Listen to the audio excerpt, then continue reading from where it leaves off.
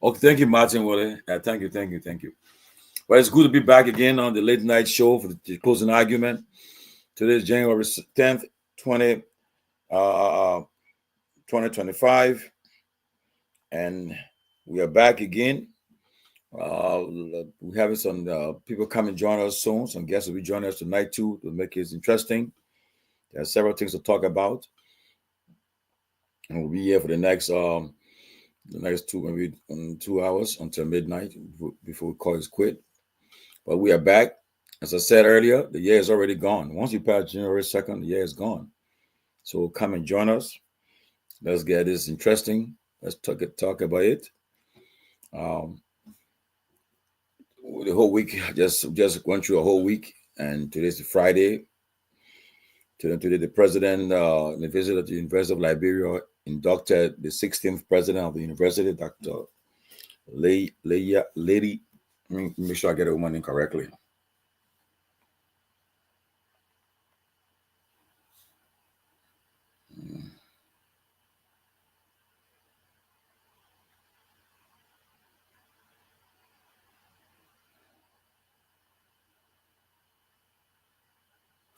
Yes, the president today inducted the 16th president of the University of Liberia, Dr. Mapaya, and he was also conferred the degree of honorary degree of Doctor of Laws. And so LU is back to business. Hopefully, they have new president, and especially someone from overseas. She's married to a Liberian, and there are a lot of expectations. People expect a lot as she takes over the University of Liberia. We expect a lot from her. Um, so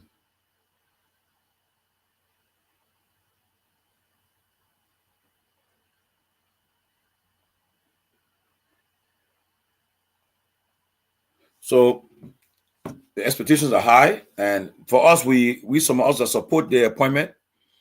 We hope the government will give her the needed resources, the support she needs to run our highest institution of learning, the University of Liberia. And it's important for that because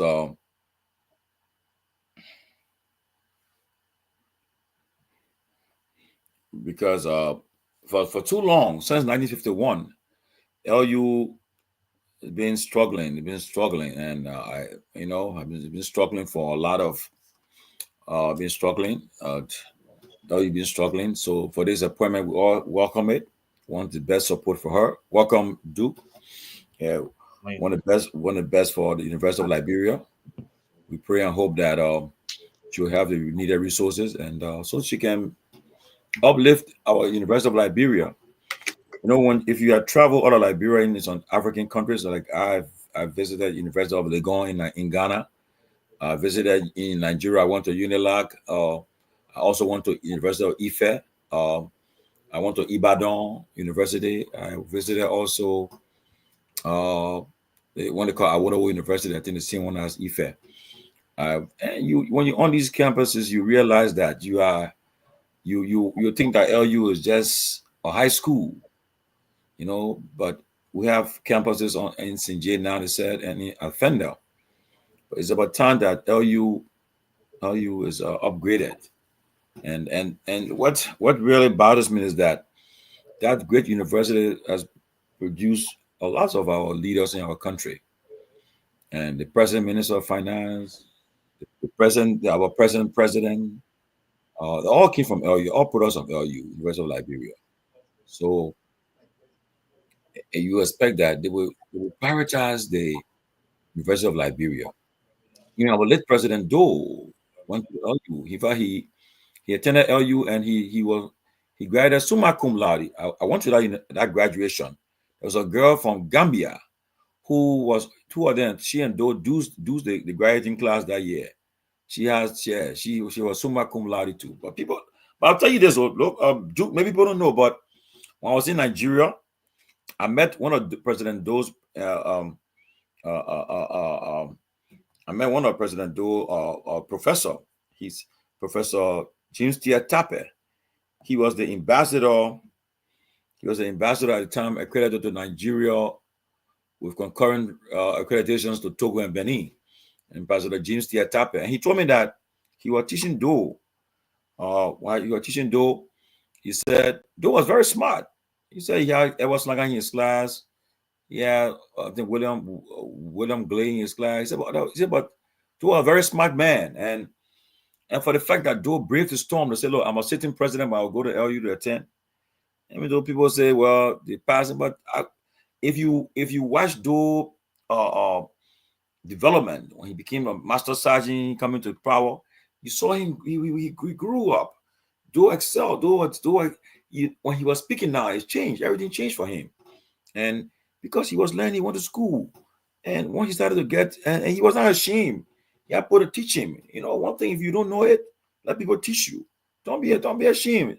There's no shame to going to school. And you can be as old as Methuselah. You can still go to school and do your own. You know, so people don't know, but. And don't change. That's why I have a problem with leaders of our country who refuse to engage the Liberian people in press conferences. Some of those who have a press conference, international and local journalists will face Do. You ask him questions, you know, and he would engage them. We see the president will address a major conference press conference tomorrow in the part of the executive mansion. He will go there, stand before the microphone, before the cameras. He engaged the journalists. Foreign and local journalists, you know, and that's how you get to the people. You have the bullet pulpit. You can that pulpit you on when your president having a press conference. That program has been you need no payment to say somebody should pay for to simulcast it. People will be taking that's a breaking news. So you send it simulcast it locally all over the country. People are listening to you, and your message can go across the country. And, you know, but also I pray that LU will pick up. I know, I saw your post. You were very highly supportive of this new president that was inducted today. And I just want to hear your thoughts about her more and what expectation from her and the government. Hey, Chief Tomalin, man, you know, good to be out here tonight on the Lit Night Show, you know, stirring the pot. But yeah, I've been heavily, following the appointment. And yeah, supportive, man. I had the time, man, I lost that video, but I didn't listen to the speech while it was live. But I went somewhere and I saw there was different snippets of what she was saying. There was a part of it that was pretty long. And I love a lot of good stuff. Look, you know, this is what the university needs. You said it the most. You know, the University of Liberia is one of those long-standing institutions that we have had in the country. And when you talk to people who know about the university, and you know, when they're doing the better years of Liberia, they will tell you that the university was that go-to university for a lot of students across the continent, Africa. You know, and so that speaks to the level of standards that university had at that time. But you know what I'm impressed with, Tommy, and I say this, and I'll continue to say this. As again, let me just reiterate, I'm at a point wherein that I speak, from a level of independence, and I know politically we can have our different opinions, but this is one appointment I think is probably one of the best decisions of the president. That and another appointment eventually that time will come and then we'll state it. But you know the university needed a change of pace, and I think that what she brings, the added value, and where the university needs to be, is that kind of match.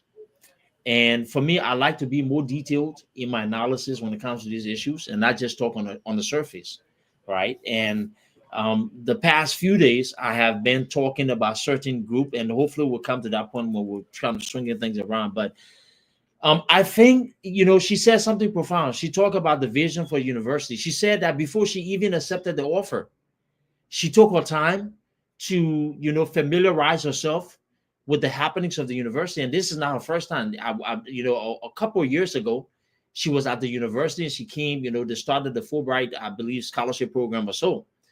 And and she understand. But recently, before she took this offer, she took her time to understand the plight of the university, to go to every different parts of it, to see what the challenges were. And she created, a vision for the university within, I believe she said, her first 100 days or so, plan things that she wants to see. And those were smart. But, in addition to facing taking care of the administrative side, realizing that paying those professors is essential, they need to get paid on time. But she said something valuable, that the university will have to bring in additional income, right, to be able to fund some of the growth that she believes it needs. And that's her strength. She's going to go out there to be able to raise funds.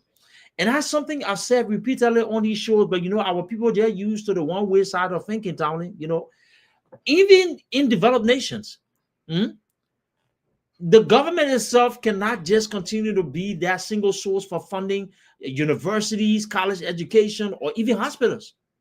There's a process, in the United States, as we put it, municipalities have their own structure, their own processes. There's a diverse financial structure that or allow some of these universities and hospitals to be able to fund these things, right? And hopefully later on I'll go there, but just to go back to you. But I think it's a great hiring, and I'm really excited about the university, man. If this woman succeeds, and I believe the university, and watch out for other universities, not the private university, the Cottington there, the MEU there, and all these places. The University of Liberia, once she start implementing, they will start pulling students from these schools now, because that's the level of quality that I think she will bring. I agree with you, and that's why we said everybody is excited for her appointment. Majority of people, if you take a poll, people are majority is excited for her appointment, and so we look forward to her. We hope that the government will really support her. The budget I heard about the university said it's $20 million. That's nothing for our higher institution of learning that put off thousands of students every year. I don't think that's enough money for them to save for university. I hope they will reallocate. And it's good that President Boyka attended the induction ceremony he spearheaded today. And I'm sure in making our appointment, I'm sure he and our lady sat down and the woman put her cards on the table and told him what she's going to do and her expectations and her support she wants. And once I believe they gave her the support, I'm sure she'll be able to travel to the US and get support from all other institutions here and link us to the University of Liberia. Perhaps we'll have visiting professors there too, coming from the US there to go there and teach. I remember back in the days, back in the days during the administration of, I think, Torgbean and Doe and thing, you have foreign students that came to LU. Yep. LU was people keen to learn, especially our medical school, the AMW, the College of Medicine, the Louis Arthur Brown School of Law, Ibrahim Badamasi Bamagida's School of International Relations. People came there from neighboring countries to come and acquire knowledge from LU, because at that time we were one of the best in the region. But today, our university, people just condemn our graduates, because when you look at the fraud, look at the guy who is the inspector at Commerce right now. Why should he still be in that job? Now, you saw what he did. He took a dead person, and ID number, and went to school. Then he started to boast about he graduated, and I don't think it was right. And then he still holds the position. But right, that's criminality. You can't have that kind of man at that position after he have been exposed. You should be removed immediately. So we want the best for the country. And for me, I would tell people, I may not have supported this government, whatever the case, but as I said in the earlier segment, once they succeed, Liberia succeeds, all our people succeed. We're having investments in Liberia. We want to make sure that our investments are used on positive results. But if the government is not prepared to move the country forward, then I know people will continue to be critical, and so that's why we should all should not compromise that. No matter what happens, if you really love Liberia, be a true nationalist, be a patriot, and be objective, and profess some ideas, some suggestions for the way forward. But don't just be critical and just say, "Well, I wanted to fail," and just drop it. No, that's not our country. Not at all. And Tomalin, you said the right stuff, and I think the university needs more than $36 million. More than that. And I also believe, look, let's agree to disagree, and I'm going to put my input here based upon the practicality of it. I'm starting to have issues with this notion that everything the government. And guess what? Correct me if just listen to me, right? Guess what? I think we need to move beyond that point as a nation. You know why? But then again, the government has a major role in making sure that happens, right? And when I say we need to develop this mindset of not blaming the government, doesn't mean that we can't hold the government accountable. The government is not responsible, because they are. Yeah. I think the president, the reason why this move is supported by people like me, because these are the kind of appointments. The reason why we said that we needed somebody like Cummings, right, to be able to spot talent, bring them and infuse them into a system that's used to this way of doing things, and to be able to insert something different. But here's the point here, Tommy. Yeah. The government needs to start making those kind of changes in key areas. When Amin Bodat came on this same closing argument, and we're on the show going back and forth, and I was just looking, right? When you bring these guys, I kind of pay attention to the level of ingenuity, right? How are they going to drive the process? Is it vision driven, or the same thing? If I'm not sure if you picked it up, but on that show, I asked a question. Yeah. And I talk about small business, and I talk about what is the Ministry of Commerce going to do to be able to, start this engagement with small businesses and see how best they can focus on that end. That was very strategic, right? Because somebody who knows or understands will say, you know what? Yeah, let's look at the Chamber of Commerce. Let's look at those different things that will be able to, have there as an outlet of business owners to understand the different opportunities at Commerce Ministry to grow the business, to expand. What kind of relationship are we building with banks, right? To be able to understand, look, this is what we need to be able to facilitate or actually assist small business owners in funding the business. The level of education, how can we come up with compliance-driven, processes that can be inserted along our financial system to be able to build that kind of credibility, which leads me to this point, right? The university needs more than 36 million. And the government should not be the only reason or the only source of funding University of Liberia or other entities' activities, right? Guess what? Let's talk about the construction of university. And I said it in construction of hospitals. I will come to Tommy. In America, right? When you are constructing a lot of the universities, right, that are being constructed, right? One thing you hear, you see that municipality will say, you know what? Okay, so reason we need the expansion of this university to do that, and to fund it, we're going to issue new bonds, right? Those are debt instruments. You know what it is? They're not relying on the federal government to absorb the cost of funding university, or the state to be able to absorb the cost, right? If even the state going to give some level of tax break and incentive, they're not going to be the major funding agent of that institution. But they use the structured financial system to be able to come up with these kind of, flexible financial options in the strong economy, right? That those private entities, those universities, you can issue bonds, municipalities can issue bonds. And people like you, Tomalin, can say, I got my 401k, I have this other product, I need to go invest in this bond here. Okay, when you buy this bond from the government, we give it to you at a face value of 1,000, but we're going to pay you semi-annual interest, but we're holding your money or borrowing it because we want to be able to fund this project. We're going to keep your money for 2-3 years, right? And our maturity will give you what you pay for it, but over time, every 2 months, or every 6 months, we're going to pay you maybe $50 and stuff in interest and stuff. The point here is, though, these are the level of, of flexibilities and the level of options that we need to have in our financial sector, that places like the University of Liberia, you're growing, you're having this thing, and you say, I want to open a new research center that would be based on science and technology, wherein students can become innovative. But we earmarked that this project, or we figured that this project is going to cost $10 million. Well, the government's not going to come up with 10 million. How can we do that? Well, we have a structured financial system, right? Okay, we're going to issue bonds. You get what I'm saying? So that's the level of excitement that I have, because if she becomes successful, then it will really support our argument that, you know what, though, when we start looking out of the system, we're not downplaying the efforts of other people, because mind you, not tell us, we got some brilliant professors at that university like Liberians. Oh, yeah. You understand me? But we're saying that if we can create those processes and we can be able to bring somebody that can show something different, this could be this kind of reawakening call that other people say, you know what? Maybe it's time for us to try something different. So I'm excited about it, man. I really want her to succeed, and I want the university to be able to take the pivot to that path. Yeah, like I said earlier, a lot of people are excited for this appointment. Majority people really want to see some changes, and we look forward to that.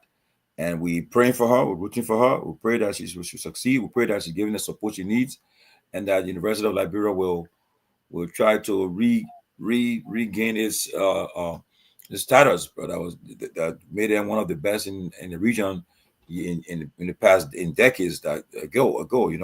That's what we're praying for, and we pray to come with new innovations, new ideas, and I'm sure she comes with a vision.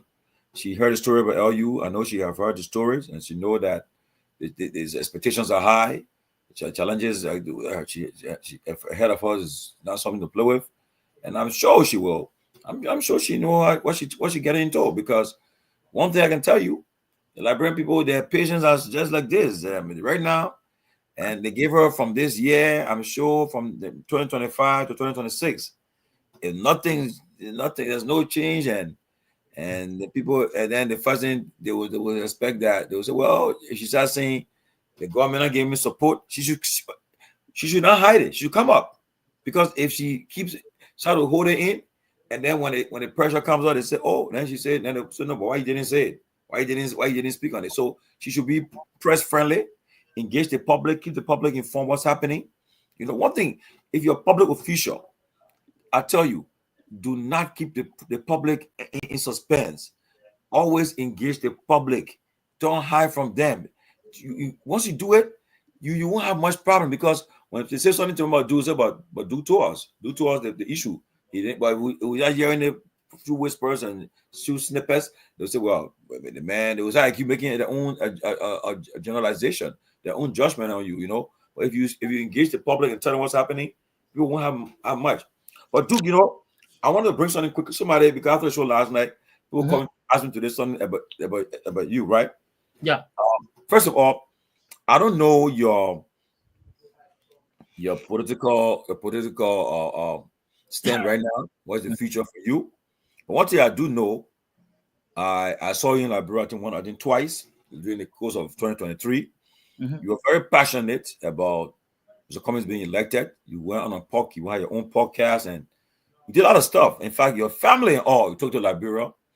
I remember I saw you there. You went in the interior part of Liberia, and you have an experience. I know what you experienced in Liberia. I know you understand, and you have to understand about how Liberian politics, how it works, and so forth. I'm very sure about that.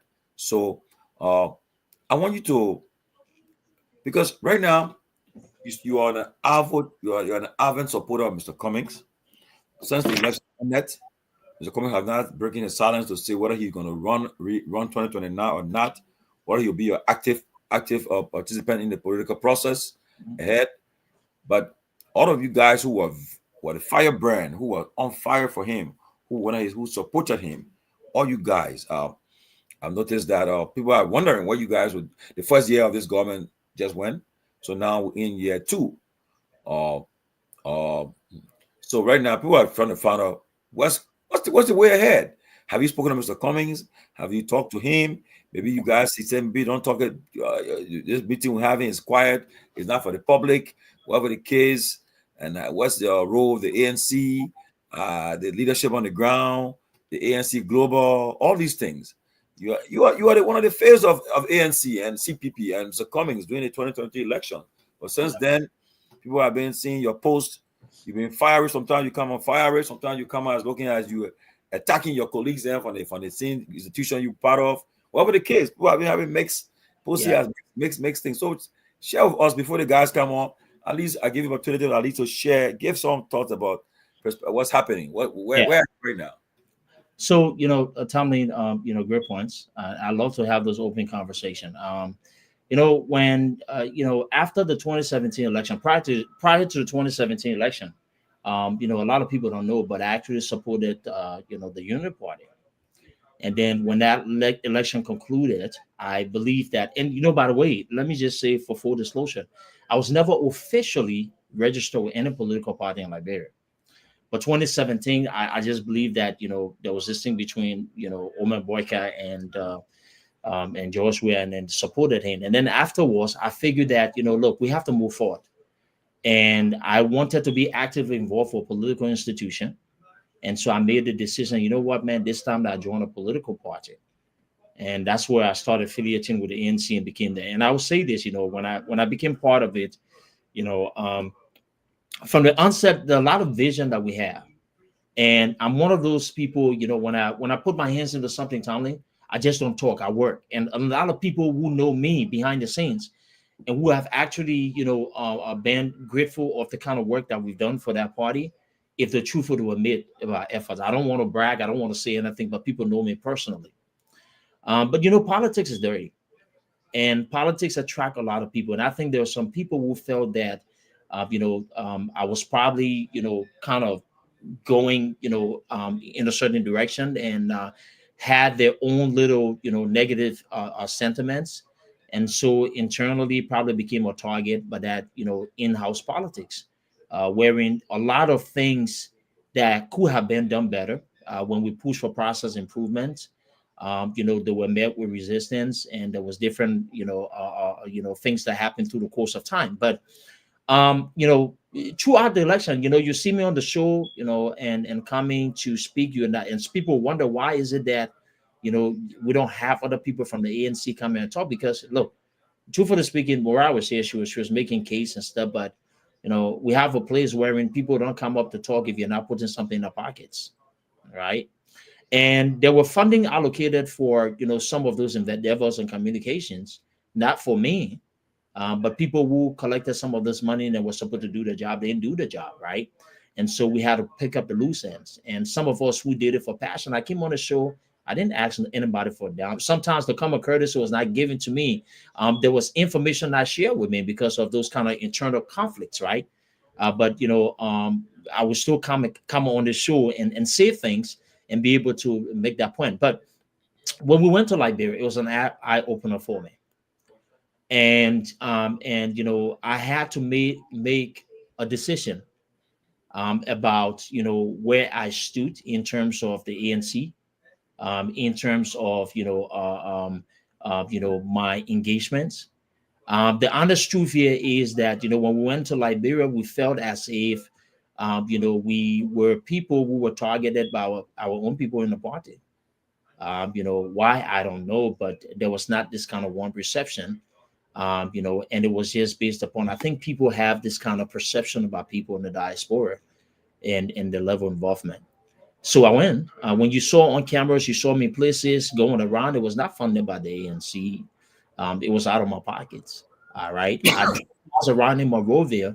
It was not funded by the ANC. It was me. It came upon a time when I remember I was at the bridge, the Gibraltar Bridge. I was standing on the sidewalk, talking to people and stuff. And a couple of people saw me in my jacket and whatever it is, standing along that route. And I think, somebody on Facebook and saw me like, oh, but no material. There was no materials. I mean, there was nothing to campaign with. It was then, I believe, the Monserrato chair was kind of going. I think she was going home. She stopped, and I said, oh, dude, there's something here, to be able to share poster and all that. But it was pretty late. But we did that. I made a commitment, because the disappointment in all of this, when we landed on the ground, I went the first time, the second time. That's when the realities really hit me. And so I said, I started something, and I have to finish it. And so that, but when the election results came in, I woke up that morning. Emmerich and we drove to Bond County, dark in the middle of the night, drove to Bond County to go stand on the line. I stood there for hours. I've never been to Liberia in 20 something plus years. After that, I stood in the heat, voted for Mr. Comics and stuff, and I went back and what have you. When I went to different polling stations, different story. But when the election ended that night, it was just kind of worse. Then we lost our friend Seattle. We was something that took on. But there was this kind of wave of emotions. It was hurt. It was hurtful, because I'm a competitive person. I love to win, right? But if even I lost something, I needed to feel as if that I had given my all. And I have no regrets. I did give my all. I put all my commitment and efforts into that financially too. It drained me. It's not, it's very costly, for one person to go Liberia and stay that long, then yet and still take your entire family with you. It's not easy, right? It's very expensive. And buy a plane ticket, multiple plane tickets back and forth, and then driving there now. So when everything was over, I remember we had several meetings at that party headquarters. I went there. That was the first time I saw, a couple of people and what have you. And I went home and I started thinking, Tomalin, people see us out here and they don't understand the level of sacrifices that we have to make or we made. Yeah. And they just think that, oh, the people supporting come here, they come here talking and this, that, the rest. They don't know, right? It's a lot, especially the stress, the weight to Tomalin, do you know that, I was in the hospital, admitted in the hospital right before I went to Liberia to vote. Oh, really? Oh yes, I was in the hospital for days, and to the point wherein it was just a wave of stuff, right? Because it took a toll on me because the person, everything, and stuff, and the people you're fighting for and stuff did not even pick up a phone call to say, "Hey, what's going on?" But dude, one of the things, okay, for me, I've been following Liberian politics. I was Yeah. there for my, and I wasn't old enough to vote during Dole time. I did not participate in the 1985 elections. Mhm. I was not of age. But my first election I took part in was the vote was during the election of '97 of Mhm. Mr. Taylor and Madam Salif, them, the 13 candidates. But Mhm. knowing everything you know now, Mhm. because honestly, right, Mhm. when I went, look, when I went to register to vote in April Mhm. of 2023, Mhm. I had a sense about where the election was heading, honestly, because I went to Magibi, got registered in Magibi. I went to Magibi, I was in Montserrat area, and then Mhm. I went to Nima Yeah. and went through Bong. But what I found out was that I knew election was between Wea and Boaca when I registered to vote. Because when I went there, you're talking to people, one of the people you're hearing were Boaca and Wea names you're hearing. And I was wondering, I said, because Mr. Cummings, he and Clarence Moniba, they were one of the most hardworking campaigners. They were going throughout the country to district to district. But I wasn't hearing a name there, right? So I was wondering, so I had a sense about exactly where election might end up because already they were talking about the two top candidates. Mhm. And then Ma was thinking, I said, but ANC, you guys have several fundraisers in America. You guys raise, you among the parties, you guys raise the highest money in America. Yeah, you guys raise a lot of money, and I knew the kind of people that were involved. And Mhm. I credit like likes of you, Emmerich, Teola Gibson, what her name, Rosalind, Rossland. Oh, the Giants. Maud, Yeah. all these people. Oh yes. Yeah. The guys sacrificed that went there. I really give them credit though, and they were working hard, and Yeah. especially on their own resources they were using too. But my thing was, I also felt I said, well, the way I see ANC raising money, the way I see they also having their ground game going, I'm sure this time around they will pull out, they'll pull a surprise. Look, but then on the eve of the election, the first round, I went with I won't call the names, but I went with some people to a particular area in Cinco. We were sitting down there. I was among the entire ANC folk. I was amongst them, right? And they were there. I was sitting with them, and Mhm. what I found out was they were talking about poor washer. These people were willing now. They were thinking about they will be a poor, very poor, poor senators as poor washers. I said, but then the guys, but then what I found out too was they had not even they were still discussing where they're sending people who will be going to where. And when I went to Habel to vote, I asked the question because for me, when I went there, Mhm. and because of where the kind of thing we had a platform, people knew us. So when I Right. got in the place, they took me. They said, "Oh, they said I'm not a journalist, but they said, oh, they mean that press, so you're getting preference." They took me. I went about in front of the line. Mhm. I cast them. I cast my vote. Then I asked the question. I said, "Where are the observers?"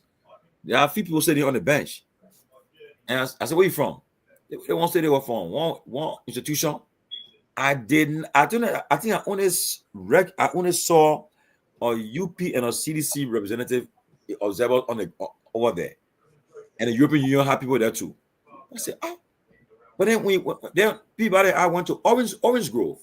The same thing again. I noticed that, but then because most of what I heard you guys were raising money for were for poor washers to spread to because the NEC announced they gave the list of thousands of places that will be the polling station they gave it.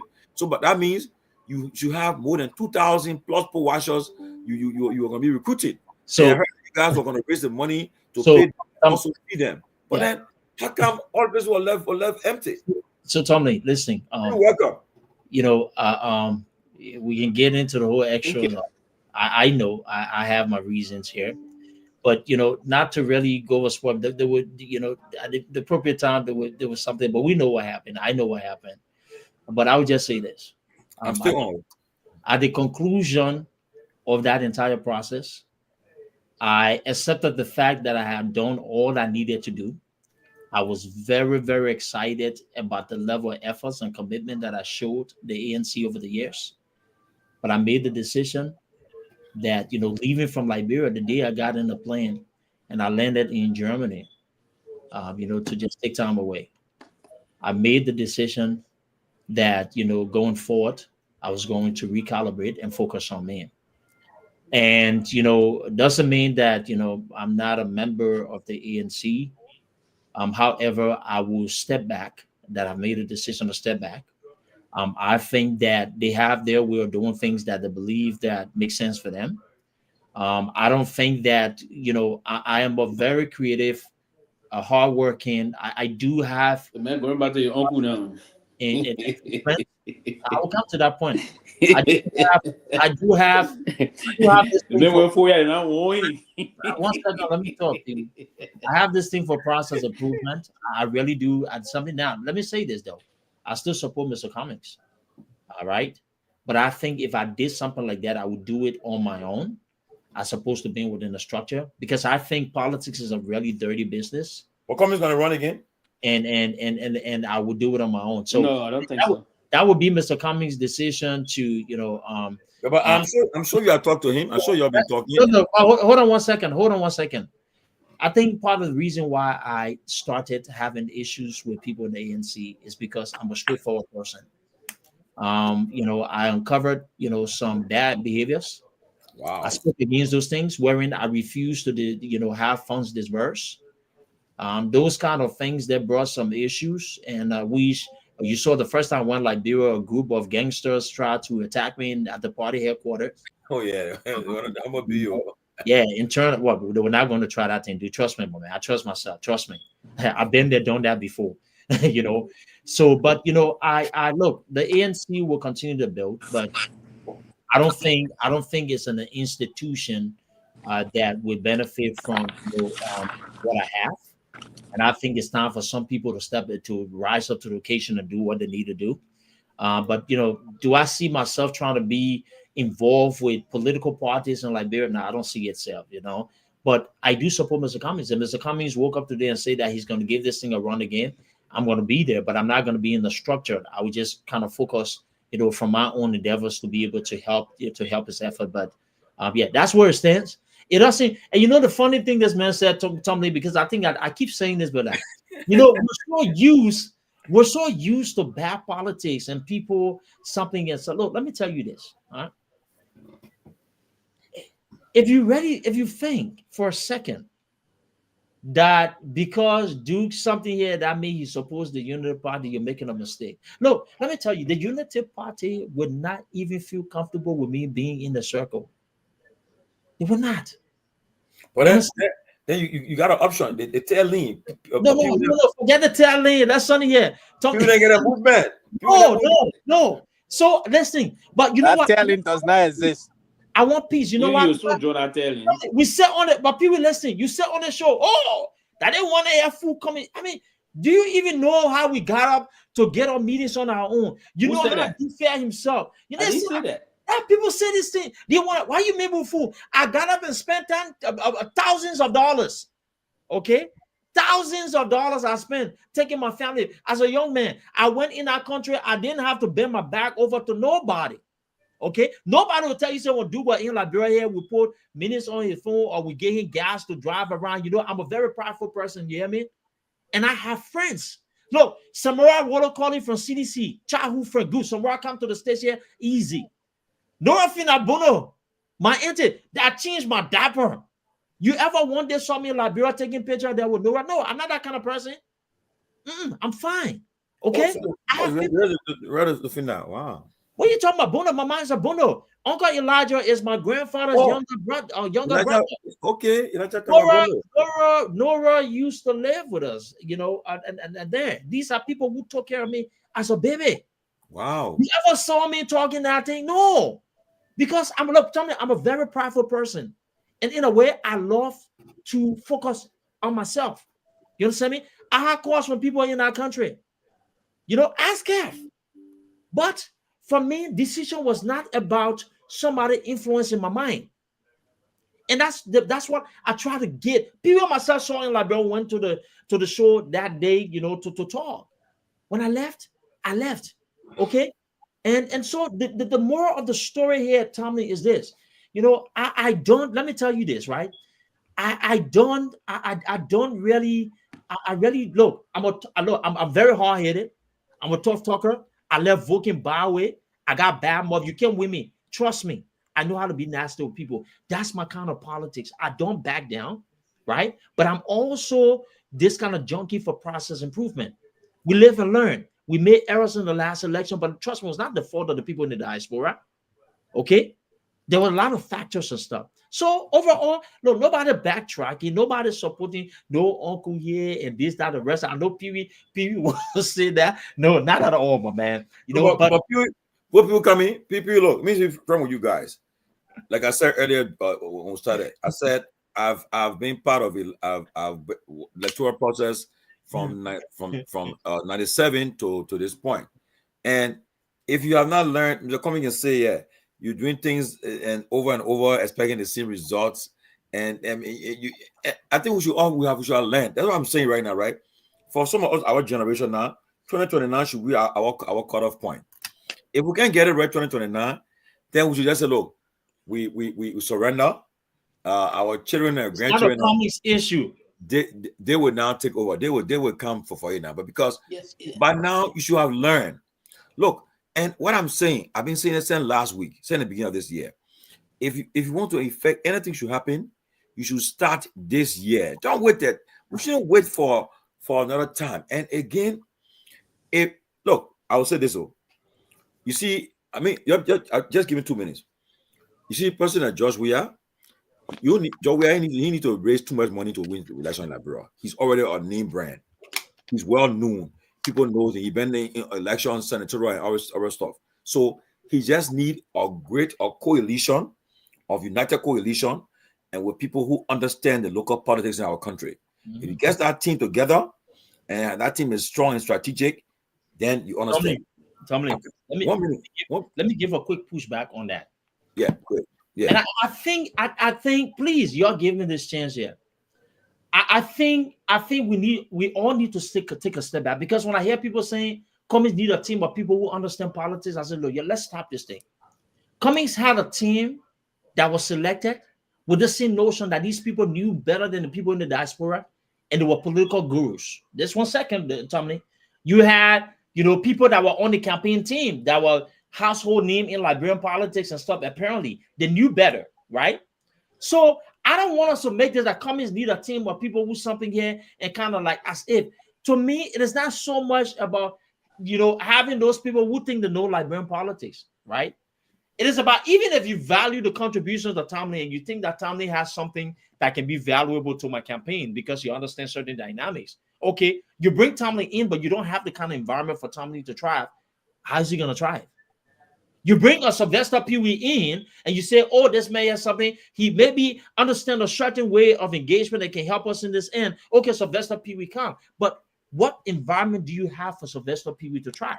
If you want me to be very critical as an internal individual of the ANC, the difference here is that, we have a lot of brilliant people.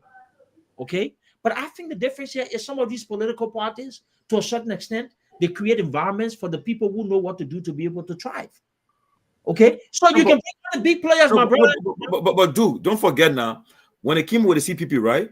You know that the reason why they came out with all that stuff about what they should do black voting, because at the time, right, the guys in the CPP feared that Cummings came out with this thing. The voters, he said he should do the voters perception survey, which will determine the VPS. Yeah, the VPS. Okay, people, and mind you now, people first kick against it, but then when it went forward, then they say, "Oh no." Then they came out with black voting, all kind of stuff, all kind of things that were coming in the picture. We knew that at the time because when you talk to them, so when I say, "Oh, I beg you, yeah," so commission should go and buy the delegates there and get a nomination. So they were in fear. Then I won't call into another top official of the former government. Somebody said, "So one of the president said, man, what are you giving the man for?" They said, "Man, I beg you, yeah, everybody getting the money. The man in one country, we get the money. He in one country. The man is making his." Coming, making inroads. So I come in Pewee. So okay, the person told me said the reason why we'll get a man hotter. So because the man making inroads. And to be frank with you, and so enough, the people realized that coming, maybe he would have if the way they were going, if they had continued, maybe he would have come up, you would have won a nomination, whatever the case. But it shows you that they don't want to come up with this thing about temporary document, figuring document. We knew straight now that they had their own agenda now. Their target now was this man, we giving the guy a chance. So now, but listen to me now. After they bring up from the CPP, right? Now, but that's how most people believe, right? You guys have resources, okay? As compared to other parties, you guys have financial resources. You guys raise a lot of money in America. You guys, the guy won the ground. But then, I think the problem was, it depends on who you guys. How your strategy, how you study your strategy to tackle the various counties and so forth. Okay. And when I come here, and then what I found out too, I think you guys were just you guys were not really navigating the political landscape. Like that's not true. That's district in Liberia, but guess what? Can you tell me that you have 73 people in the 17 electoral district? You have a person in all the districts. Tell me. Listen, my brother. Look, I come in. Do before you come in here. Go ahead. Let me. Yeah. Yes, I think first and foremost, and I listen to you, Doug. I have never spoken in a condescending manner towards your participation or your support to Mr. Cummings. On a serious note, one person that I can recall, even in Monrovia, when we interacted, I said you play a very firm role and you're very consistent in terms of your support to Mr. Cummings. And the fact that you even stand firm to be a fellow and bringing another fellow down, that was a huge thing. It's difficult for us to do these things after we up from the end in Lofa. So I respected that role. But let me say this, moving forward, it's going to be a very critical process and a very difficult one, if you will, for Mr. Cummings. And that's the reason why we're hearing different story now that he's even trying to disengage from the politics. Mr. Cummings will be almost 80 years old when 2029 is around, almost 80 years old. So we have to be, and more folks, we are not even focusing on that process. We just concentrating on Ambassador Boaka, the current president. Oh, he's old. Mr. Cummings himself is now in his 70s, if you will.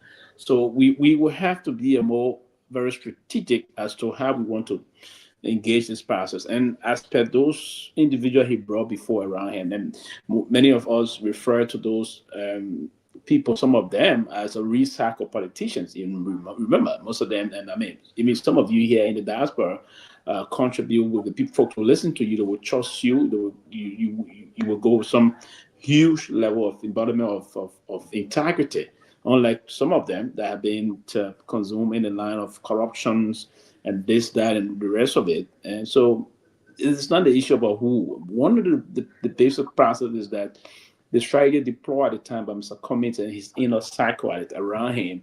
Because to engage in a politics process in Liberia, number one, you have to be likable, winnable, to get into those kind of a contestation. And where I saw the gap, and I saw most of the leakages, if you will, is that you didn't patch most of those things, you didn't engage. Instead of those, most of Cummings' political strategy or the process of engaging into those things or indulging into those things were just basically on Facebook. People were more effective. Most of them were effective on Facebook. For instance, as if I spent most of his time here in the U.S. I understand, he was the CDC chair here in the U.S. and the rest of that. When he went, he was now engaged into the propaganda process of criminal justice.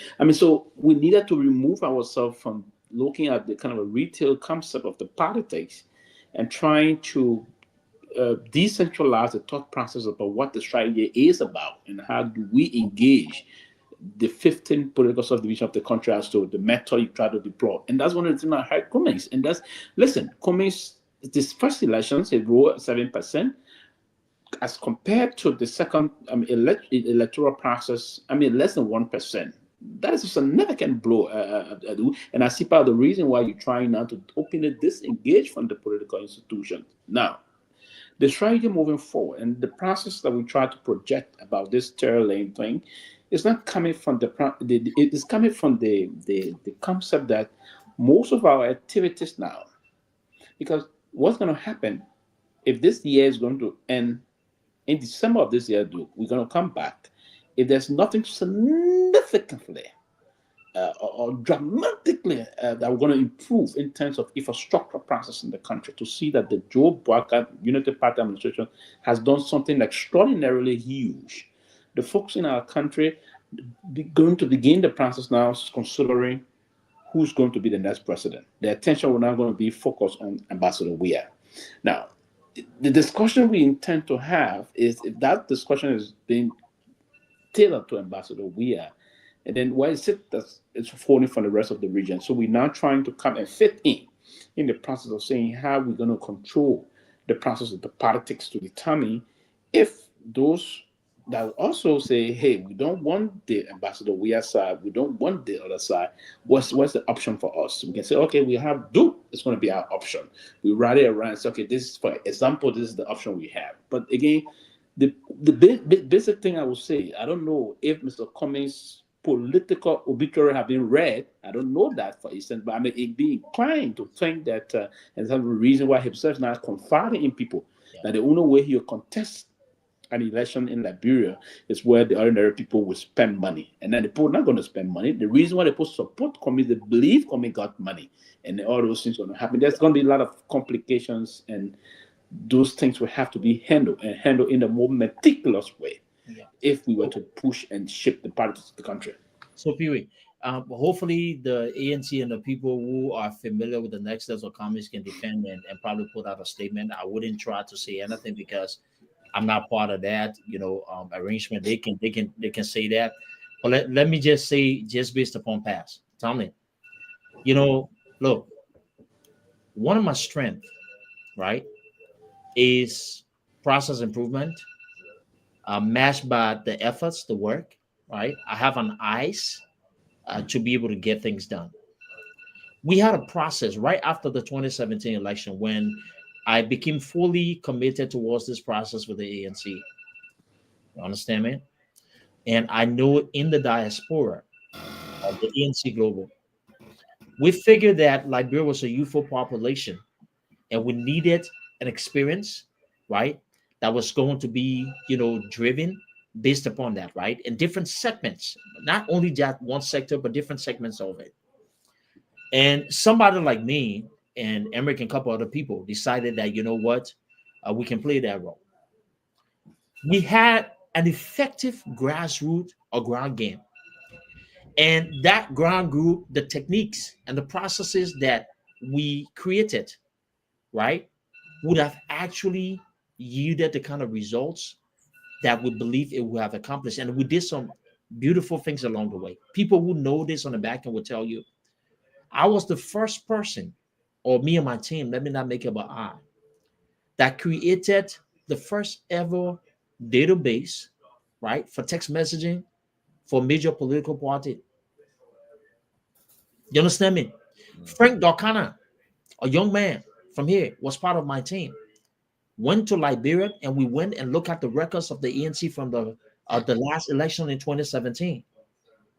And we tried and paid people to convert some of those into actual data, right, to system and a process, because we believe that a lot of the things that we're going to do, we're going to be driven based upon data, right? That's how we're going to be able to lead our approach. But as told you from the beginning, that's why I said sometimes when I talk, people don't listen. Because I think we just used to something. When you're doing these kind of things, I believe in our political settings, it raises a lot of attention and a lot of unnecessary resistance that come about. And I think we, looking back at everything, if we had stayed committed to our processes, we wouldn't have been in the position that we were in. But that's a long story. All I'm saying here is that, look, there were strategies. That's not the root cause of the issue. It boils down to implementation. But implementation, it boils down to the people you have in team. And I will go back to this again. Some people will sit in the audience and say, hey, listen, oh, that dude, then this, that, the rest of will come. Listen, it's easy to toggle. Our Liberian people tell me.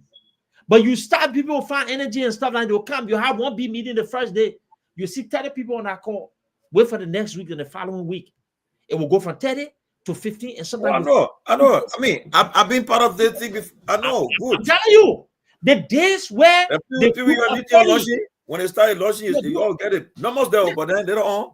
Yeah. So in that 5 years, the day where it went from the group of 30, right, to a group of 5 committed persons. We were there. The late nights, I have to be to work about 8 o'clock in the morning, wherein I have to have reports that I need to read before the day to take care of my own clients, financial documents. I'm up to like 2 in the morning to make sure that these kids or these young people are going into villages and town to start this process to collect data. Then I get up and wake up. You work, Tomalin. You start at 3 in the morning. You send them money on mobile money to poor people to pay them for fee work and stuff. Then I got to rush, take a bath, get in my car, drive. All on the top of the building. But dude, you see what you're doing there?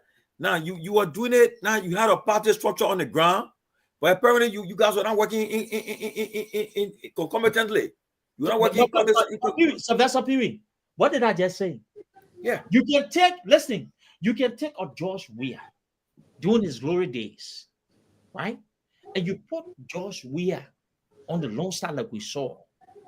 You will get that kind of, you have the Weah and Diba 1-2 punch and stuff, but when the supporting cast is not there, even though you have world-class, those 2 world-class individuals, you won't get results. You don't get the kind of results. No, you understand me, right? That's what I want also. We need, look, let's be critical in the way we see things. You see, let me say, I can say all about the CDC and the Unity Party. You know, one thing I plan on doing is to be very objective now and be open-minded about other parties. Good. Right? That's what I want to hear. Good. And the reason why I would say the difference is those political parties have people. Look, you can get up today and you talk to a young man in CDC.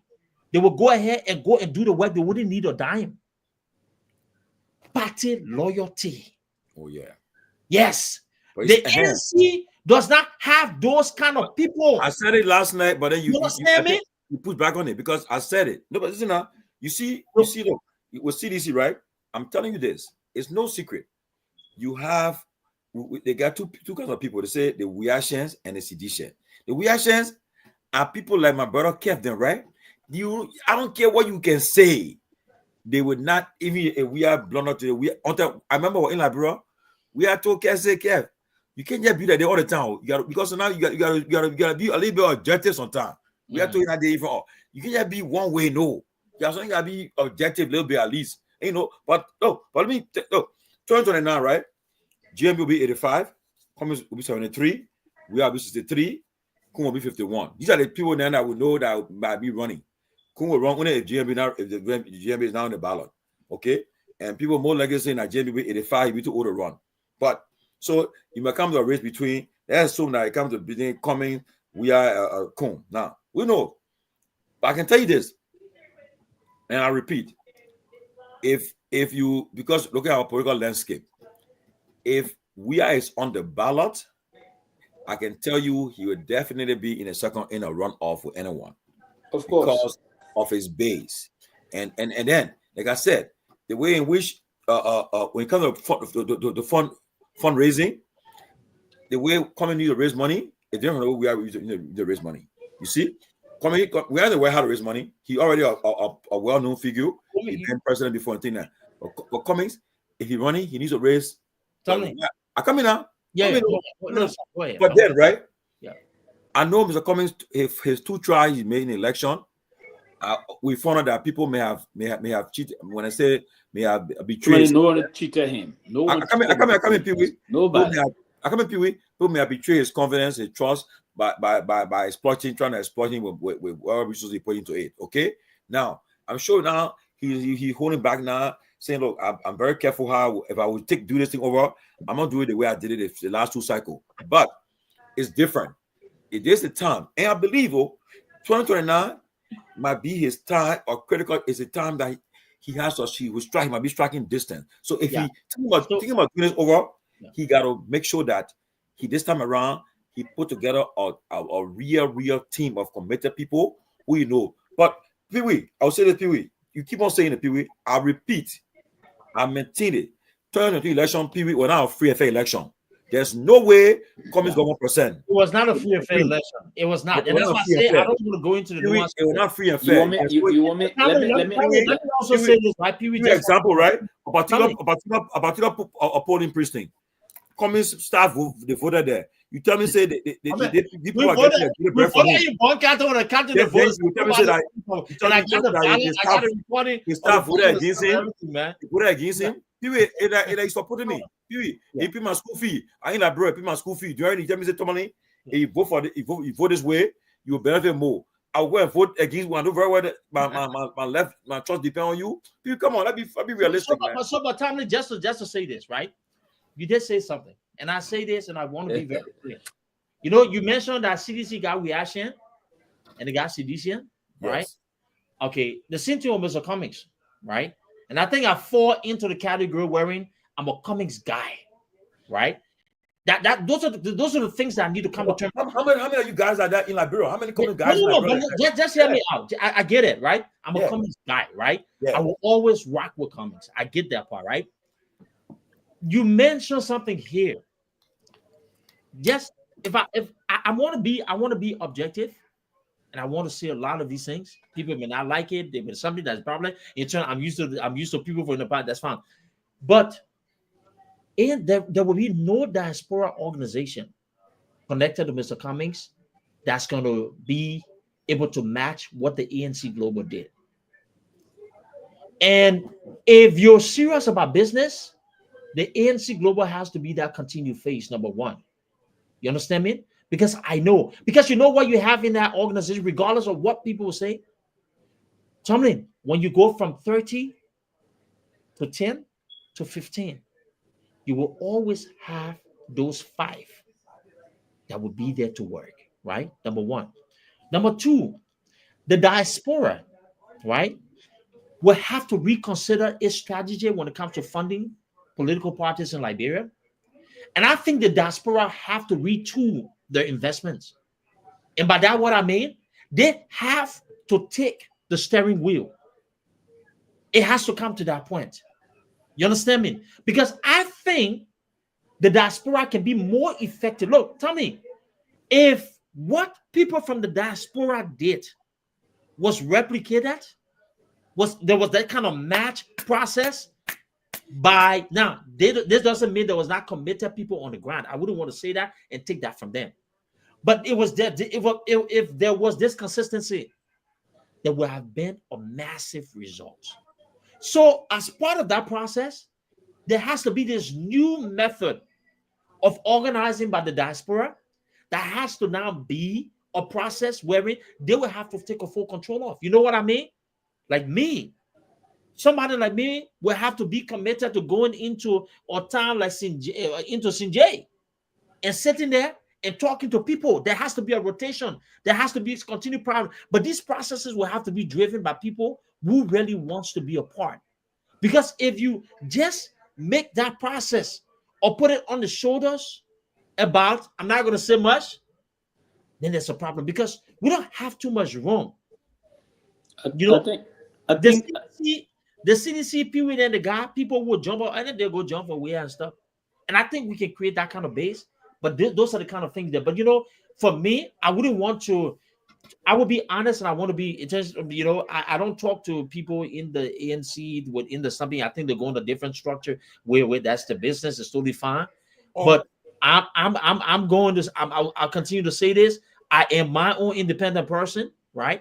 And, hopefully maybe around that time, if God give us that continued presence or whatever it is, maybe I will want to experience politics from a different perspective, maybe I'll be able to work with the National Election Commission. Who knows? That's something I really want to do. Maybe be a pool watcher for NEC. I would really want to do that kind of stuff. But, I don't know if I want to go through that again, because I think, no, tell me, I think there's some of us who are value addition to political parties.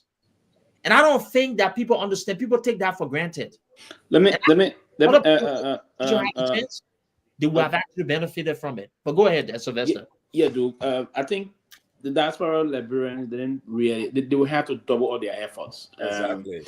The diaspora Liberian will have to double up their efforts. Exactly. I don't think I want to agree with you on what you just said.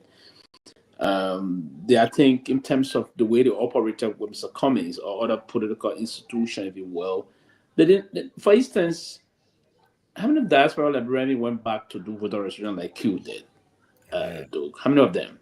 The basic thing here is it's not the process about calling someone you sometimes have during the winter. You have this political program, this whole adjustment by the party for the sake of coming together and other things. You have to manifest that per your action. It has to be manifested. Now, the process about getting political power back in the country, it is the process of huge political mobilization. And that mobilization, now, the mobilization of resources can be done here. But to actualize that... Who put that thing on the screen? Right? The mobilization of resources can be done here. But to actualize the process, one will have to move on the ground and be in the terrain and be in the trenches. But you did, but you see, people, I don't think you really understood what I said. So okay, I got your point. But here's what I will say. I said they will have to do more if they will want to replicate. I don't know if they did anything for the replicate, but if they want to, because a lot of the fraud, but that fraud could have been mitigated. And tell me, one of the things that I really admire. And before you come in, let me speak. I don't want to slip on this process. Go ahead. I don't agree there was anything about malfeasance in the past elections. Here's what happened. It is obvious that every political election that's organized, everywhere in the world. You're alone. And even you're alone. It was clear. It was manifested also here in the most powerful country on earth that there was some glitches, if you will. There was some issues, irregularities that is spoke of, and a lot of technicians, folks, pundit, and the rest of it spoke vehemently about the process. That they even tried to debunk what Mr. Trump said, former President Trump and the incoming president of this country, that the election was rigged in Biden favor, and then most of the analysts and pundits came out and dismissed that process. They said yes, they agreed that there was some irregularity, but those irregularities did not have the potential of coming to the results that there was a process that was a rigged in favor of someone. Now, back into our country. I took time. I was at the elections in few counties, crossing up that the election day, Lofa, Bauma, Gibi, and the rest of that. But particularly in Lofa, we observed Lofa, these are difficult terrains to move sometimes in terms of flying the road to get those logistic in those areas where they need the guy have to go areas. I think you spent some time outside of Monrovia when you went to Liberia during the campaign. So those areas sometimes you observe it is some political institution may not have their pool washers in those areas. Now, but the process about rigging an elections, it is a very organized process that will have to be done systematically. But when you see some petty slippages and some pop holes in the process, that does not equip to the process of rigging an election that will lead. Listen, this man just benefited. It was an unintended victory that he got. It was not intended for this guy that went to this process. He got the vote the way he got the vote just maybe by some kind of a process that everyone got engaged with. But it was not a rigged elections. Mr. Cummings process about, and that's what people believe because Cummings got 1%. Tomalin here he still would not relinquish this fight that the election party. There was nothing. What happened to Mr. Cummings was that Mr. Cummings and his party failed to win the minds of the people of Liberia. Mr. Cummings and his party failed to strategically engage the Liberian people to get the needed results. That elections. The past 2023 election was never a rigged election. Let me introduce something quick, right? Yes. Now, we're talking, right? Let me say something. guys, do you guys believe that you also need individuals, right, that are influential, who can influence votes? Like I give you an example, right? Take it or leave it. Senator Sir Joseph, right? This man, he broke record. He had 300,000 plus who were in Montserrat, the highest voting bloc, voting for him as senator. In fact, there were some people that went to the vote and said, well, I'm voting for Sir Joseph, I'm voting for CDC, for we as president. Some people did, right? Sir Joseph vote he got 300,000 plus. In fact, I went with him in District 4. District 4 fell second round to UP. But Sir Joseph did win. He did win in that era, District 4. But because he wasn't on the ballot again for this. But we are going to vote in much rather than Sir Joseph. As what? As senator? No, as president. President in the presidential race. He got more vote in much rather than but as a senator now, you're only but listen now. Sir Joseph on the ballot for the first round. He got 300,000 plus votes. Now, I think two districts, I think one or two districts that CDC lost in the first round. The first round. But Sir Joseph won the district as on the ballot. So now when Sir Joseph, when he was not on the ballot for the runoff now, CDC lost the two districts. But then people say, oh, well, because of the incident that happened with outcome and so forth. But yet and still, it shows you that he was influential. Now, Myean, right now, as we speak, right? You want people, you don't want to depend on you as a candidate yourself. You got individuals who is influential. Right now, I think Sir Joseph, I heard they are in Lofa for the last month or so. I've done some projects there with the roads and other stuff. Even in the area of Montserrat County now, the New Georgia area, the roads and things, and also doing distribution and so forth. So now, person like Sir Joseph, Pewee, you are no politics, right? You don't want to. You think you don't want to have you on your side, or come 2029, or go right, or have you on your side. You don't think so? You shouldn't just like the dude was saying, the political gurus there who the poll knew they failed. No, but you gotta be strategic. Be strategic. You need people who you know they are able to give you votes. They are influential. If you just take people because on name and you give them resources, my man, trust me, they're not going to give you the results. And politics is results oriented. Politics is local. And I'll keep telling people, you got 17 electoral districts in Liberia. If you get it serious, the counties you want to put more money in, Magibi, Bonk, Montserrat, Nima, Lofa. These are vote-rich counties. But if you want to get more votes, get your resources, your vote from these counties, put resources there, you'll get results from there. But if you decide to just cycle, and the people are saying, I think, look, and Duke, look at you. You say you imagine you from the diaspora, but you're the one in the interior working. How much what were you? How much support you had? All the resources you got raised in America. You guys should have put that resources into this country I just called. How many people were there? But you guys you're only your few. And then number two, you got to understand the people, the local politics on the ground. If you don't have no understanding of it, you will drown. And and Tomalin, you're right. Look, the people who want to run, to be president, in 2029 will figure that out with the team. But I think for somebody like me, Pewee say he got his Tomalin.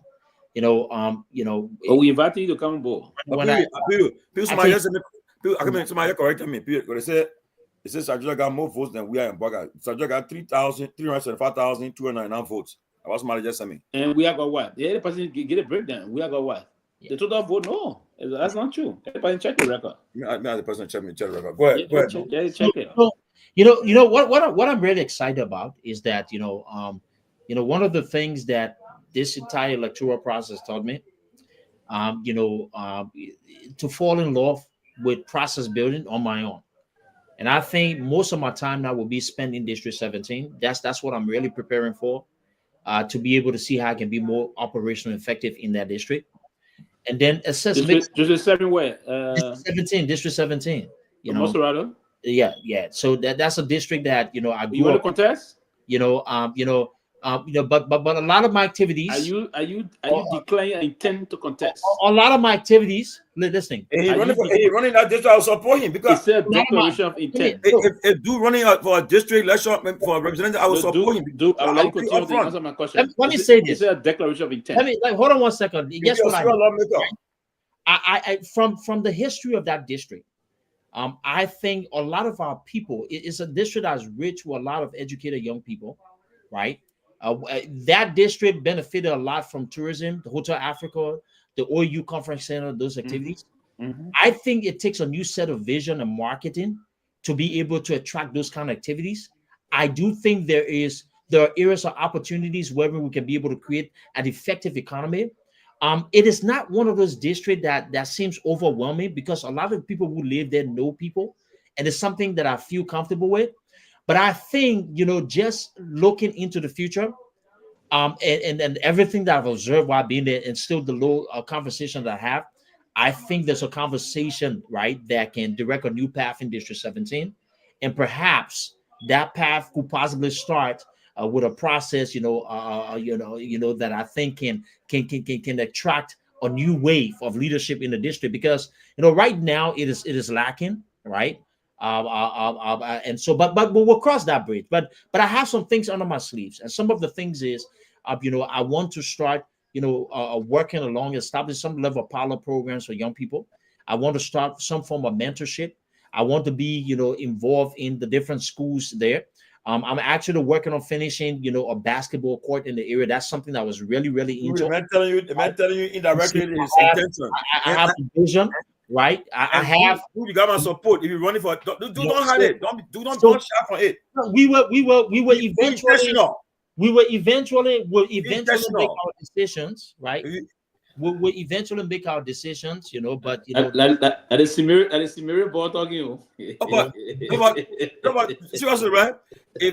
Look, Pewee, I'm not saying because you're on the show, right? But from you, when it comes to people who are ready, when it comes to people who are passionate for the change. You see Tiola Gibson, you see Roslyn, you see Ahmad, Duke. These people took their own personal money, right? I saw it. I witnessed it.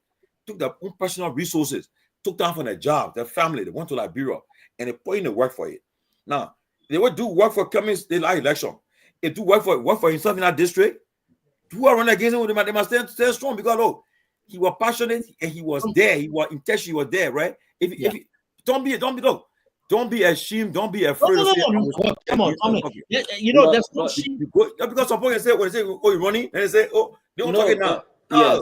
Let me say this real quick. Please allow me to land on this point here. Go ahead. I am very familiar with District 17. I'm doing one of the most critical periods of that district. Doing the Ebola. Who's that right now? Who DJ Blue. Blue is there. Blue, yeah, in there. But listen, I'm very look. I'm not somebody who just showed up. And let me just say this publicly.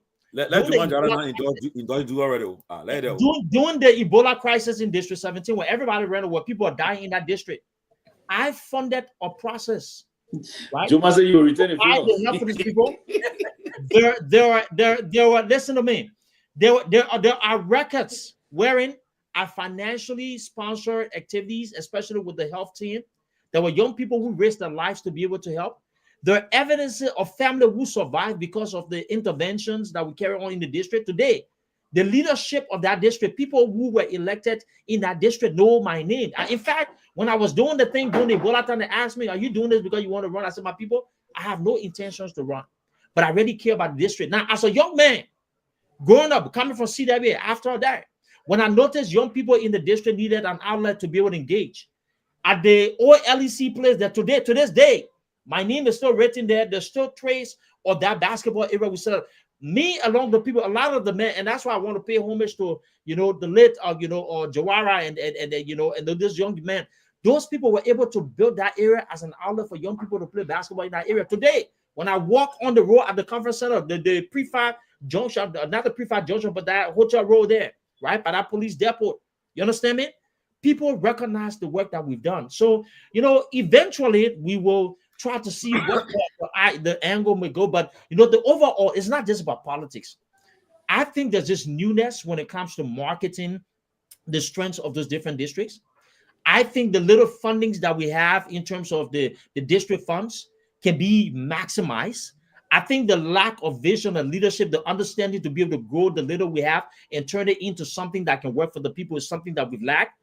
And based upon my experience, based upon some of the things that I do, my understanding of finance and how to be able to grow money, I do believe that with the right processes, we can turn that district into. If Duke serious, right? Look, if Duke is serious for the run for that district, I would encourage. I would tell Duke, he already he familiar with the district already. So he should not wait till 2028, 29. He should start, but even start this year. Every year you visit that district. I come do every year visit that district, do something there. Let people get to know you, get on the ground, and don't waste time. You start going after the person out there right now. Don't be cool with them. Go after them, telling the people you hiring town meetings. Say, look, the money for the district. This what happened here. The money that comes to the district, they see. You be critical. You be intentional. You go after your person. You want to unseat. You go after them. Make yourself known. Be the voice of that district. People and just look. Seriously, if you start taking it dramatic way, you want to be cool with them. They will just play on you. But when you start being direct, deliberate, and exposing the corruption in the district or the betrayal of the public trust, people will look forward to you. But if you don't waste time with it. The district, when I listen to him just on the district, the plan even former presidents have for that district. Imagine they want to create a modern city in that place. That's what they carry. The conference center is there. It's very terrible now. The Hotel Africa.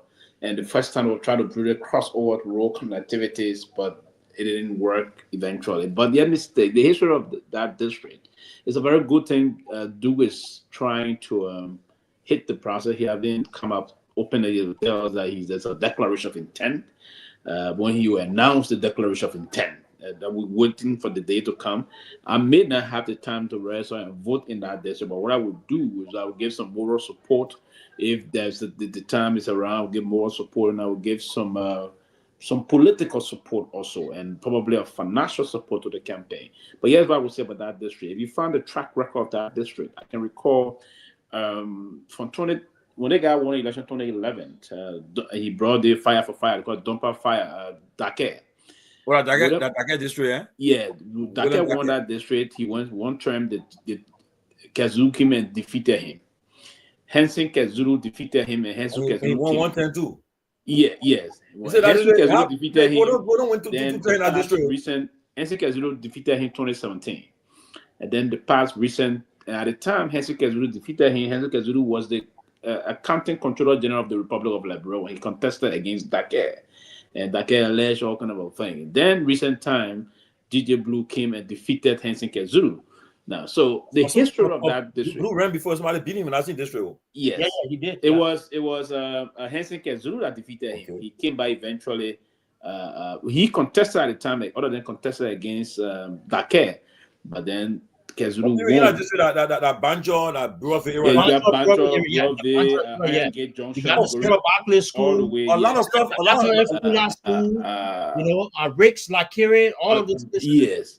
Yeah, but the reason what I'm saying here is that the district is a kind of an open-minded district. It's kind of young people that are very, very much up to the date in terms of the politics and all those things, right? So it's a district that is critical, and they love to see people with bright ideas and the rest of that. Duke is a very progressive young man, and with his thought processes he brings to bear, what he's going to do is to forcefully do some representation, and they want to see reasons to see some of those things. If you can have DJ Blue elected representative, of course, my dear brother can go and do better job for the people and try to project more positivity to the process. Now, what I will say quickly before I end here tonight, the process about what we intend to move forward, and the reason why we are creating this tail lane is not only for the presidency, is to revolutionize the process about people that's going to go in a house, to have a man set to legislate on behalf of the country, bring some progressive thought process that would benefit the mass base of our people. We don't want to see folks that will come and say they're taking money to remove a speaker illegitimately. No, we want people that will have the balls, people that will be independent, that will project a more robust policy prescription towards our country forward march. So that's the kind of a thing. It's a great decision to do on a serious note. And it's the beginning of the country moving on. And part of this, to have capable men, competent men, qualified men, declaring their intent to contest for legislative seat is an extraordinary, productive move to push the country moving forward. It's a very important thing, and I can assure you, you're going to have a lot of great time on the process. But my advice quickly to you is that you have to spend, like too many said it, but you have to spend some time in the country. You have to spend more time and familiarize yourself with different blocks, the different communities, and allow the young people to get to know you better, and you have more discussion. While you're here now, you are engaged also. You always, I think, take some time, but you can be in and out. But beginning 2027, I want to be that you have to take some time and then move OSB there for some time. That would be my advice to you. No, you're true. But the thing about it, I love that district. I grew up in the district, right? I was a young man on leading quizzing team to win, debates and quizzing tournaments there. People don't know, but I actually led, the school, after school, United Middle School there. I actually was captain of the quizzing team. And at the United Methodist game, we won a lot of stuff. In addition to I played basketball in there. So a lot of people know. But, when during the election, when I went there, I was able to, meet with familiar faces. I've been part of the district. I've been actually, in my own way, playing things and doing things there. But I think, there's a long way to go. There are a lot of conversations. Outside of just politics and other things, I'm excited. I think there needs to be this new attraction to the district. That's what I commended the president on the construction of the roads and making sure to clear that road straight into the district area from the entire, Gabriel Tucker Bridge and going down into District 17. That road was bad, and when you fix the road in that area, it helps. And the next thing that hopefully, I can get the right type of connections, right, and to be able to meet. I think, we want to start making that district as an ideal area for, activities. I think the conference center, the government needs to look at the conference center and see how best they can restore that facility, right? Now, the hotel is long gone, so I'm not sure who's going to come up with a major investment to be able to build a new hotel, but there's other things that I believe that can be done, and it has to do with attracting the right kind of people that can see it from there. So, those are different things there. Now, look, I know people say high zone and this. And look, I'm not a stranger to that district. Nothing's finalized. We're just having conversation. But I would say this though. I think based upon the kind of relationships that I have in this district, I have some really, good people. And I grew up in a highly, strong family. You can't wear our beret. We would not get. But let me be frank with you guys, right? I would encourage. We got 1 more hour to go, guys. That we're gonna make it. Let me say this, right? I would encourage anybody who want to run for the House or the Senate in Liberia, especially the House. I would encourage them. If especially serious people, I know that will make a difference. Especially the guys who are being they're exhibiting this. And mind you, right now, the way Duke talking now, if the message gets to DJ Blue that Duke won't go for that district, maybe DJ Blue you double the effort. You say, I think I gotta get serious now because there was no effort. There was effort. So anything, but now, and the reality is that, on a serious note, Pewee, if you can, like you said earlier, if you are giving your admonition Duke, you should visit that place regularly. Look, you have a team on the ground. You have an office on that in that district, and keep that office active. It costs money. I know you can fund it. You can raise money from your network of friends and supporters. You got to be fair, it will cost money. Yeah, it will cost money. But the man is a finance guy, so I know you got networks of people that can support him. Okay, and if you can get that office functional, especially the young people that are coming 10, 18, you target that kind of people because they right now. The the innovation, they are thinking differently now. They're thinking about it. You're telling them about TikTok, about all the things. The children will pick it up. They say, huh? And these children will say, this man got a program for us that will learn a lot of stuff and helping us. And we're seeing that somebody will open opportunities for us. They will look to your side. They tell the person said, look, Tomalin job been there for that the same people. They imagine he's still getting for the $5,000 car. They're doing the one. That money should do a lot for you guys. Yeah, all stuff can happen. I mean, if I look, my contact, my Gibby, yeah, we're all looking at that era too. So 2027, some all move back home. We're getting serious with that era too. Even though my friend there, I said, oh man, I tell you, and you say you're a CDC, but then you go to work, you support him, you remove illegal removal of a speaker, and you in our district. And I know what we did there. We help. I want one with him throughout our district, from country, from hospital to hospital. And I told him, baby, you think you're doing right now? We come out to 2029. You ran, and then you started between your own party. You say the party now with you, so you did a party, and you on your own. You join majority blast. You're doing SYZ. I say you come to a point where you regret what you did today. And trust me, people will take people serious because, and then you can hit back at the people, hit them hard, and they can say they can threaten you. No, you know why? Because you're not depending on them to survive. Because you can go Liberia and your team on the ground hitting them hard, get a border in cyber network. They're going after the guys then, going to the school campuses, the local communities, telling them about Pewee. So try to your duty is to try to disrupt Pewee, try to bring it down. So tear him apart. I don't care.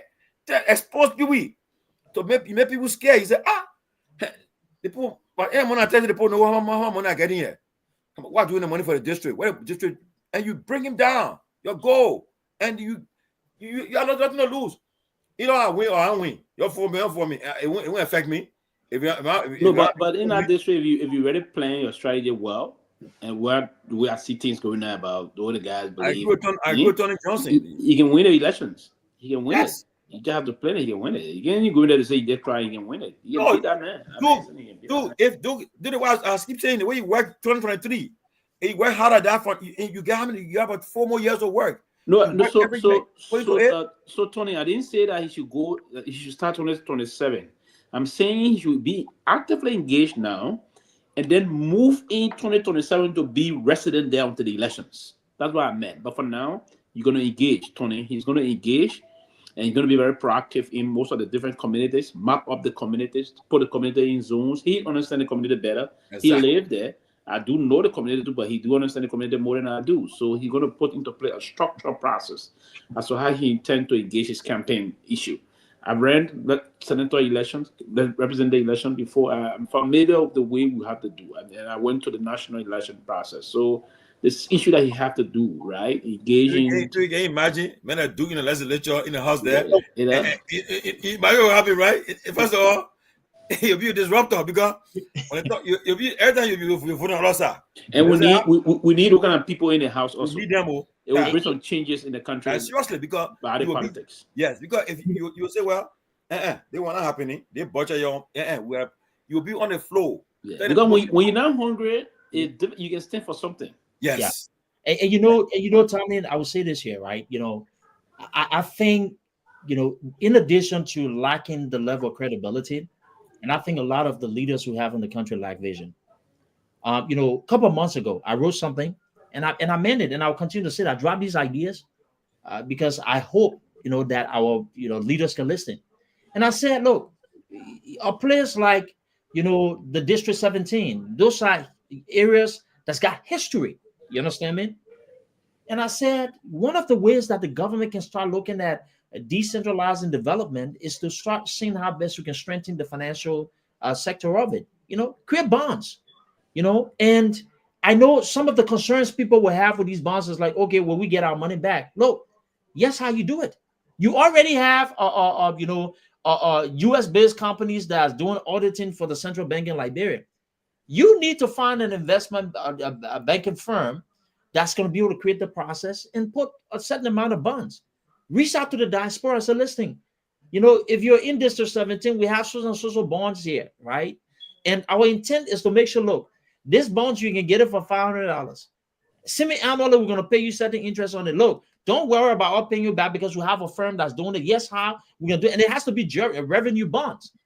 And the way you fund that, take some money and look at, a toll booths along that area. That's a major traffic area into other places. Make it affordable. You can do it, right? Look for other places and stuff and see how best you can use those income streams to be able to pay back investors. I think those are creative ways. And, we don't know these things because a lot of the people in leadership are still used to the antiquated ways of doing things. And that's what frustrates me, right? And that's what frustrates some of us. And I think that kind of way of thinking, right? And how to be able to not just only focus on the budget allocation, but with the little we have, how we can maximize it based upon the efforts. And that's some of the thing. When I look at it and say, oh, you got $15,000 for what? The County Development Fund, Pewee, there. And people say, oh, we're going to go ahead and do this and stuff. Look, it may not be sufficient, but those things, the way you think about it, okay, if I get $15,000, how can I sell the idea to my district for us to be able to maximize it? How can people in low-fat county say, look, if the government wants to make sure that people are doing mining here, how can we directly impact from the deals that government is doing? Come up with different county tax that can be able to go into the funding of projects in the district, right? That, what I like about District 17 is a highly educated district. They have well-learned young people in that district there, right? So I think there are different things. And we're just talking about things for now, but those are some of the things that, we're doing that. And you said, somebody said, I think District 17 should be, yeah, true. It should be possibly, divided into two, probably there, right? Yeah. So somebody said create bonds, a strategy that works, or travel and beg for money. I'm not sure. So bonds, or strategy that works. Yeah. Yeah. So Professor Larkin was writing something, but you want to come up with some creative ways, right? Right. Exactly. What Professor can you say? No, he's trying to say create bonds, a strategy that works, as opposed to going outside to go beg for money, right? So those are creative ways, and as I'm saying, because I pitched. So tell me, I beg you, I don't understand. You're who in the area? Tell me. You remember when I got on the thing tonight, and I talk about geos and I talk about revenues, right? Yeah. A lot of these conversations are not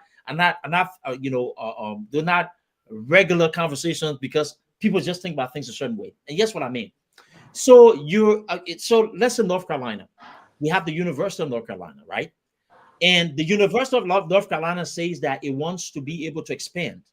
Yeah. And it says that, okay, we're building a new unit that's going to focus on science, technology, and math. We want to make sure that we have the next wave of be able to train students and take them into the next wave of artificial intelligence. But we need a modernized area with the right level of sophistication, right? So they talk to the municipality and say, okay, how can we go about this, right? So, government cannot fund everything. So what you do is that you go ahead and you hire, a firm, and then you put in the bond buyer and you go ahead and issue bonds. So those bonds, they put it in something called a bond buyer, right? So let's say municipal bonds or general obligation bonds, or let's say munis, because munis are revenue bonds, for instance. So revenue is based upon the income stream that you're generating. So you declare it public. You say, okay, look, we're about to issue so bonds here to the public. It's going to go here. You can go ahead and buy it. So Tomalin sees that. You say, okay, I'm going to put my $1,000 as a fair value here for this bond, right? Then the government shows you, okay, so the government now becomes a borrower. Tomalin becomes a lender. You're putting your money. But then what we're saying is that you're giving me $1,000, but we have an agreed interest that we're going to pay you either annually or semi-annually. And at the end of the day, when that bond matures, you will get your $1,000 back. Okay. I think it's a great way. Now, the challenge, though, or the area of opportunities, because of the kind of financial structure we have in Liberia, the government now will have to find people who can convince people in the diaspora and other places to be able to invest. Now, the way they can go about doing it, just from my own low suggestion to them, they have to remove themselves and hire a third-party credible institution. So you already use some of those institutions to be able to do auditings and stuff for the central bank. So find these corporations and stuff and say, look, we want you all to help us with our process, right? And let there be a middleman, and let there be an account wherein that's controlled not by the government there. So if you put a toll booth, let's say somewhere at the Simple Breeze a place there where you have a lot of traffic going into Wabome County and other places and stuff, right? And you said that's a revenue generating area. That toll booth can generate revenue. The people who pay for the bonds that sponsor the construction of that particular booth. So the income stream you get from those things can actually give you the money that you raise from those bonds can help you to be able to fund projects, and the way in which you pay investors back will be able to satisfy. So the government go ahead and say, Tommy, thank you for it. The bonds mature. Yeah, your money back here. Yes, the interest you've earned. So what I was saying though is that those are the creative processes that we need in our financial system to help expand. So when you fix these things, you have it with University of Liberia, you have it with hospitals, that way government need to give budget for JFK. No, create a process wherein those institutions will be able to benefit from expansion based upon the revenue you're generating from investors. That's what I'm saying. Okay. Pewee, people ask me, they say, they say, Tomalin, Pewee been talking in the last 2 weeks about the movement. And from what we gather is seem to be a reality. So Pewee, so tell us, you have a time. We have to take about 45 minutes. You tell us about this on a serious note. What's the reason behind your term movement? Are you guys thinking about taking up people from CDC, from UP, from ANC, from other parties? I mean, what you guys about? I hear you guys are be going to a foreign country to meet soon. In Europe, there should be some meeting in Europe, and then you guys will be launching. So what is all about? So basically, this is about trying to set the agenda for the country to move forward. I think it's hard time that you listen to many Liberians. Sometimes they're frustrated, they're disgruntled, or disillusioned. And I mean, it's time to time we hear those things. Liberians will want to say this. Now, part of the reason why we're trying to champion this cause is that we tired of this situation that the Liberian people will always be destitute in their own society. It's about time that the mass base of the people will have to be a factor into the process about the country moving on. You need folks that will have to be straightforward, bold in thinking, and realistic, that will be prepared to help the country move on in a more strategic way. So part of this is that the Liberian people now, what was the reason why Mr. Weah did not get re-elected in his second term? We want to ascertain and get some of the facts. Why is the reason that, and now the first year almost, a lot of Liberians are now craving for change again after just rejecting Mr. Weah and re-electing the Unity Party-led government in a year time, moving forward to the second year. So now we are now caught up now. Now the conundrum here that the country faces is that we need to face that problem. The conundrum is the issue of confidence. So we need to face and solve that problem of confidence to many and try to restore the process about the folks reporting their confidence in the government, because Article 1 of the Constitution is clear. It's a power is inherent in the people. It's the authority that funded the government, if you will. So it's part of the reason why we want to have stakeholders conversation. It's a stakeholder process, right? And like what Duke was saying, we will champion some of these things to say, hey, people like Duke, he's a very extraordinary, smart young man. We can project him, promote him, support him, and do a lot of things. We need to galvanize all of the basic resources. This is not going to be, we're not going to engage now into an monolithic process. No, it's going to be pluralistic and diversify. So it's a very unique process. We're going to seek the attention of most of those in the diaspora, because most of those in the diaspora pay key attention to the country. And many a times we don't listen to folks in the diaspora, right? Some of us just came here on base. We all were in and out, right? While we still be back in the country, we spend some time here back home, but we have to be very proactive. Most of our brothers and sisters, particularly both brother and sister, female, male, they've been contributing to the country moving forward. But sometimes, imagine the last time when we started pushing this issue about the dual citizenship, it just recent time they passed the law with some huge limitation. But we know we're going to stay challenged that kind of a process. We're going to make some amendment. If you are Liberian, born Liberia, both Liberian parents, you should have the opportunity to do anything you want to do in Liberia. So yes, it's going to be a network of Liberians, professionals, non-professionals, and they're going to put ideas. Even the illiterate Liberians that found themselves all over in the country, both in and outside the country, both external and internal, it's going to be a mass mobilization process. We'll galvanize the support of everybody in moving this process forward. It's going to gain a lot of steam. I want to believe soon. You're going to hear the results. I won't give you the name now. The reason I'm going to be tight-lipped on the name is because we're waiting for the NEC to come up with all of the process, and very soon, I believe, between now and March, we're going to get the nomenclature is going to be out. But this international meeting is going to be held somewhere in Europe, in the central Europe, a place a lot of folk love to go.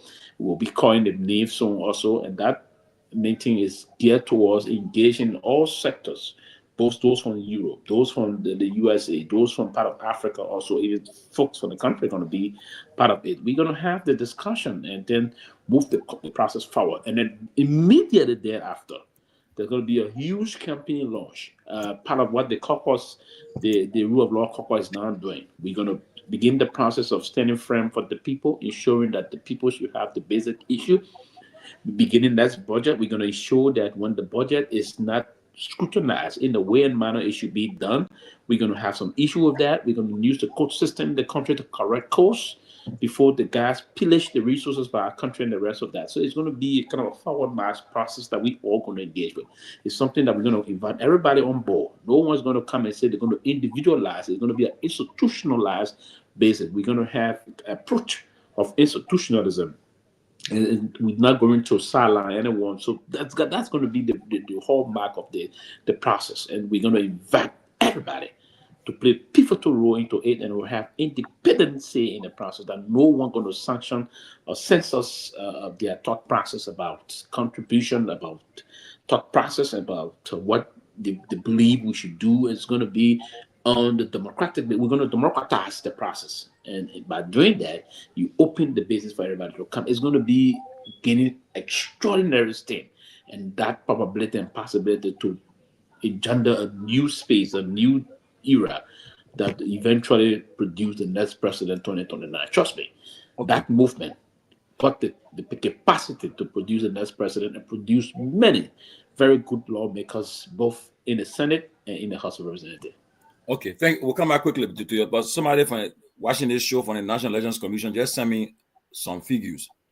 And Pewee, the person watching the show, the member of the working at NEC, the person said, it is true that during the first round of the 2023 elections, Sir Joseph received more votes than President Myean and President Boyka. The person said, Sir Joseph received 375,299 votes. Boyka received 322,166, and Myean received 319,366. I put it on the screen. So actually, Sir Joseph did receive more votes than Myean and Cummings. And I agree. The fact that the source from the election commission, the fact that the source from the election commission, 322, we are 319, Sir Joseph 375. So, yeah, Sir Joseph, he did receive. The fact that the source is coming from the election commission, yes. I tend to agree and believe. Yeah, it's and because the number, the sequence there is in chronological order, so I tend to agree with that. So if now I was saying earlier, so now you see with that, so person like Sir Joseph, you found that people were voting for him not only on party line, but voting for him as an individual. Look, you know you want to show account. You know, you see, if I answer the question, you can't show. For that, answer your question. So yeah, so I would. What his question say? He said, "What in the glass?" He said his question, but he answered the question. What the question? He said, "What's in the glass?" Oh, like apple juice. Apple juice. You sound smart, no. What is it? Apple juice. So, but you see, the for apple juice. But so when I see the kind of numbers, right? Honestly, I'll tell you this. Wasn't that Sir Joseph? I want to make my corner, because if he can beat the two top candidates in the first round, getting more votes than the two of them as an individual, and not and the two top candidates race, he beat them in the first round, and then number two, right now, look. I can tell you that Sir Joseph still have he look at the future too, because right now the man is now doing more than anything. That he working hard already. 2025 working. They fixing the roads. Not even in the county of Monserrate now. They're going low far now. They're going to other areas. Number two, no, but Sadula can be part of a process, but I don't think he won't be president. No, but you know, what I'm saying, you cannot want him for president. No, but you see, Tommy, you need him on your side, wherever the kid, wherever he decides. We'll talk to him. We'll talk to him. He's part of the process. I think with Sir Joseph, if we all need to be objective and truthful, I think his work has actually driven him into that particular, stratosphere of, the level of support that he's gotten from the people. Say all you want. He's not probably lettered like that, but he's the kind of quiet guy, soft-spoken, but he gets things done, right? Yes. He's putting the effort. Right? What I've observed about the people, if there's some kind of record where you're doing beyond the bare minimum and to see that kind of work, and they'll be supportive of him. So he's definitely, somebody that can, to watch out for, especially you need in your corner. In the case of District 17, that district has been plagued by a lot of individuals who are not doing the work. I would expect that Blue to be, but let me just say this here. There's no expectation for Blue, by the way. Let me just take that back, right? Yes, he has built some kind of report. He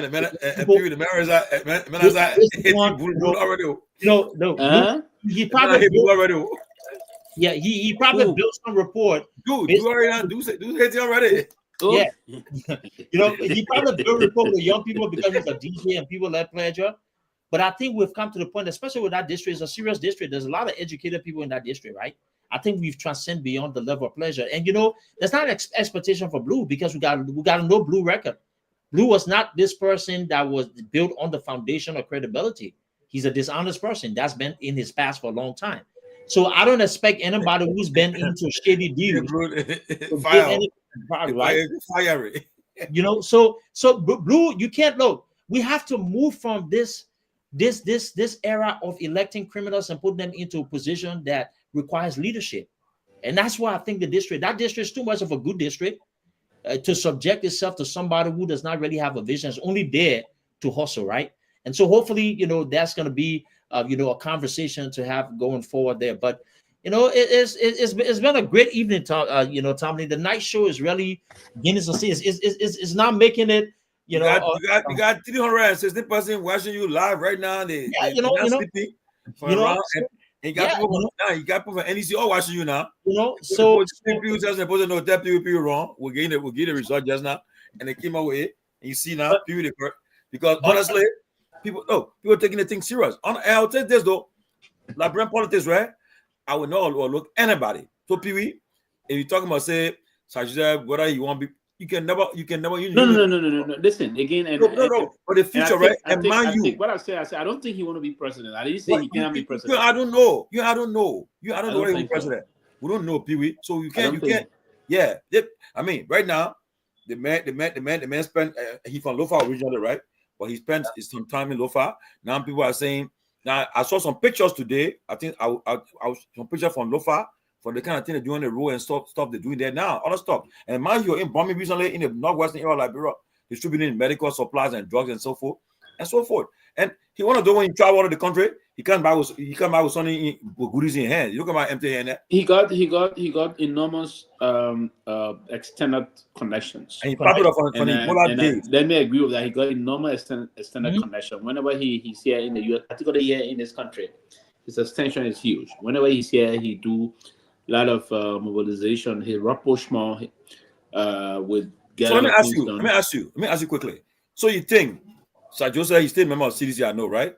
But I know recently there have been a little bit noise there in the CDC with him. You think if he leaves CDC, you think it will affect the CDC?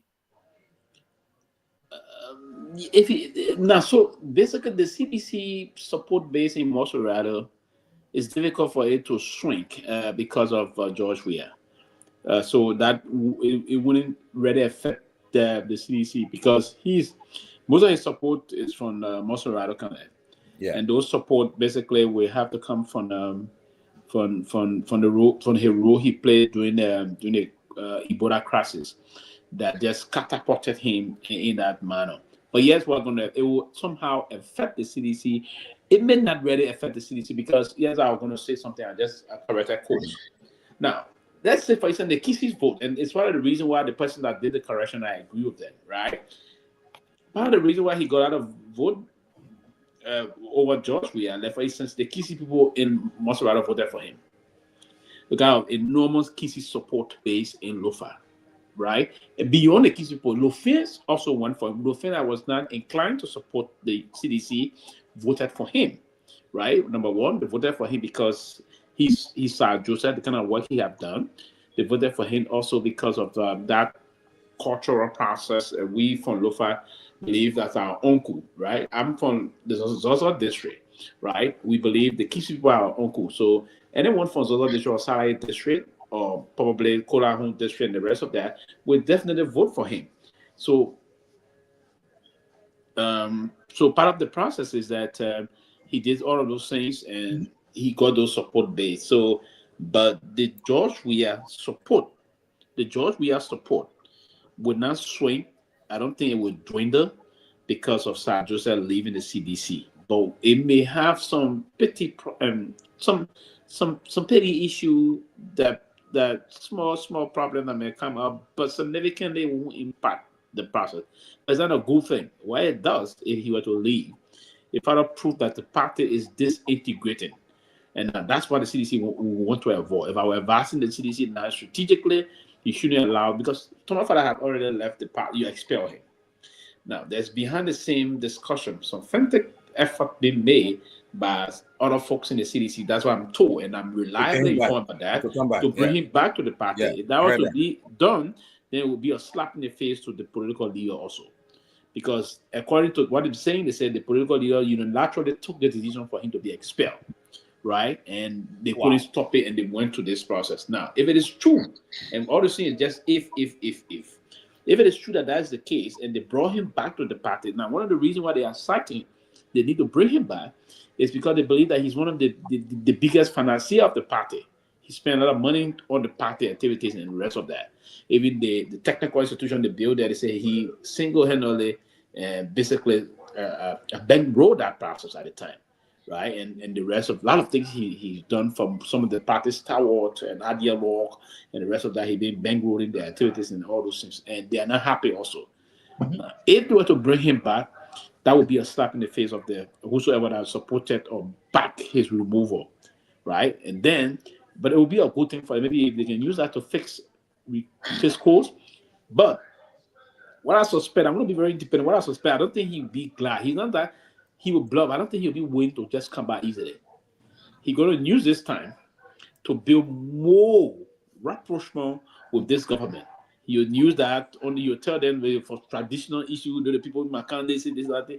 He will want to be in good standing with the government so that he can use that to also prepare himself politically to have good standing and remain deputy speaker up to the next elections. But that he will maneuver his way and do other things. So it's going to be a very tight rope for the CDC. He's going to do everything to maintain his stand as deputy speaker. He's going to do everything to have a very good relationship with the president. He's going to do everything to not be on the bad side of the United Party. So by that, he wouldn't push to come back and be that aggressive and aggressive and that's what I want to say. Aggressive and very, very much. That's aggressive against the ruling establishment. He wouldn't want to find himself in that position. Yeah, but let me quickly walk on Anthony. But Pewee, and you guys, let me say Thank you. Honestly, right? Like during elections, I remember during the first round and so forth, when you talk to people, friends and relatives of mine who are not supporting CDC, right? No, they told me. They said we'll vote for Sajja, we're not voting for you guys. They will tell you, obviously, look. We vote for Amos Rado, voting for Sir Joseph. We're not voting for your man, right? So, and Sir Joseph, what he has done for himself, he has passed that stage where he needs some smile to go and put his hands up or campaign for him. He is his own man. The Ebola helped him a lot. Ebola made him popular. And besides that, he's someone who he's very popular in the county. Trust me, he's popular. And before I forget this, let me say something. Now, what this government is doing, the woman is still planning, you don't rule anything out. The women may still want to contest 2029. Yes. That's what they in Lofa there for. The meeting is say, all the Gizi, I don't want the Gizi to have power. it is possible Sir Joseph may even leave the CDC and start collaborating. We'll not join the United Party, but we'll start collaborating with the United Party to support this woman. The women want to contest. So that's the thing they're doing because they want to be in the good graces of the government to get the things. You know, power. When you get more power too, a lot of funding will come through. A lot of things happening behind the scene that we don't understand. Yeah, and Usajida too, he now offer re-election at 2038. You see? So he had nothing to lose. He Absolutely. Now election at 2038 before he offer grab. So right now, no, 2033. 2033? Yeah, 33. Yeah, 2033, yes. 33, so yeah. he offer re-election at 2033. He got eight more years to go. Yeah, because 2029 will be 6 years. Already. Yeah. So then there'll be 33. Yeah, so he's not offer re-election now. So right now he has political capital that he can play with, and now he's not sitting quietly. He's trying to go. I'm not saying, and mind you too, don't forget, Tomafala and Koji, they are very close, very close, very close. And they probably told me, Tomalin, anywhere Fala goes, Koji will go there. And I this recent issue with the speaker, I tend to believe it because I've seen it for myself that Koji have not been really been the Koji I know who have been vocal and everything, and he has not been. I mean, I too follow and thing. You can tell that. I mean, I saw as that whole thing about him being expelled. I saw as weak, and since then, Koji are going to silence. They're not making no noise, nothing but it, nothing coming up, and so I believe. Koji got business to protect them. I believe that if Sir Joseph, Thomas Fala, Koji them, they are all going on. They are trying to get them away from the CDC. It will affect the CDC. I don't care what people can say. It has some effect. It might be a major effect, but it will have some effect on the CDC. Honestly, because these are people who also use their influence and their resources to especially Sir Joseph and Fala with their constituents and other partisans. They are known amongst them. So these are people you won't see them leave. Absolutely. You won't see them you won't hold them together still to give them to tell if you want to really think about 2029. So, and again, who knows? What are you guys, your tear movement? What are you trying to get hold of them? And then I heard too, I think I asked a question the other day, and somebody said, they said, oh, Sir Joseph and Cummings have met. I said, oh, I heard that, but before the holiday, I heard about that. And when I asked the question, they said, well, they met, but wasn't any kind of thing major. So again, you can never tell. Like you said, Pewee, a lot of things were happening in the background we don't know. Oh yes, a lot of things. We gotta dig deeper to find out. Anthony Gay, you been following? What's up? Yeah. Yeah, I've been following today. I've been very busy at work. Oh my God, sure. But could you guys? It's been a while. Working? Are you still working? Dorico, what you reading? Who made before? The man I made say he didn't. I'm done working. I'm just waiting for somebody to release me now. As I mentioned, yeah, but good conversation. This whole circumstance here. I know people are saying, all of the different scenario. They want to give out all the different political, analysis about where we should go, how we should do things, and whatnot. Like I said last night on the call when I called in, last night, the best for the ANC and Mr. Cummings and the rest of the other people is to grow the party, expand our base, mobilize as many as people as we can to have our own base and have our own, identity. 2025, 2026, and 2027. This is not time to talk about any form of collaboration whatsoever. This is not time to anybody who encouraged Mr. Cummings right now to talk about collaboration will be doing Mr. Cummings a disservice, and it'll be very premature, and it will be treated the way we were treated within the CPP. I would encourage anyone now. This is the perfect storm for the ANC and Mr. Cummings, to engage the Liberian people, to grow the party, expand our reach, and that's what we need to do. Look, when you contest an election and lose, it's not the end of the world, right? You learn from some of the things you did right, you learn from some of the things you did wrong, and you pick it up from there and keep it moving, right? We did some things that were not, the best of things. We learn from those things, and trust me, if we follow anything that was done 2027. Anthony, let me interrupt you. Anthony, I mean direct with you. We get much time. I direct with you. ASC offer you're having convention, I think, in March. Yes. I know Tagwombe is running for chairman. Gu is the chairman. So right now, the problem, you guys need a new chairman. Will you support Gu or you support Tagwombe? I don't want Gu. I don't want Tagwombe. I don't want none of the two. I want a new face. Who we want to see? We want to see running. And then who the new face kind of? Who the new face? So what? So Gu and Tagwombe are the only people within. I ask you now. You say you want them, yeah. So who the face? The first one emerge, and once that person emerge, you will know. Who the person emerge? You scared to call a name? I'm not going to call anybody name right now. You want yourself? No, I'm not seeking the chairmanship. I'm going to run for the senatorial seat. I already said that. And you grant you that? Yes. Against who? But let me just say this. Against who? Against who else? Zopeno whip you. Me. Zopeno whip me. Okay. Timothy, I respect the ANC chairmanship right now. I always tell people. No, but ANC chairmanship. You have done what you know how to do best. You're not saying we support for chairmanship. You just say you want to do the two people that names are topping the list. I will not support either of the two. Here's the thing. We had the two individual 2017 and 2019. What names are there who you want to see running for chairmanship? Nah, I won't do that. But Duke, me go to Duke. But why are you feeling my thing? I beg you, do quickly. ANC, you're going to convention soon, I think, in March. I already know that two persons are running, Gu and Tagwombe. You support any one of them? I'm not aware of the ANC convention. I have not had any conversation with the party. The party and myself are at a distance since the election ended. There hasn't been any kind of communication between the ANC and I. And so, I don't know, but I wish them luck. They hopefully know who they want to have elected. You remember ANC? But I don't. At this point in time, I'm an inactive member of the ANC. Telling me, right? Inactive member of CDC. That's a safe space to be. You want to be able to flow without nobody questioning him. But Duke, let me say something to you, right? I used to be just like you, or even worse, I can say. But you will not hear me talking the way I used to talk. In part because of the way people perceive and understand things on the ground, completely different from the way we see things from this side. You don't mean harm. I clearly understand the way in which you speak. You don't mean harm. But here is the thing.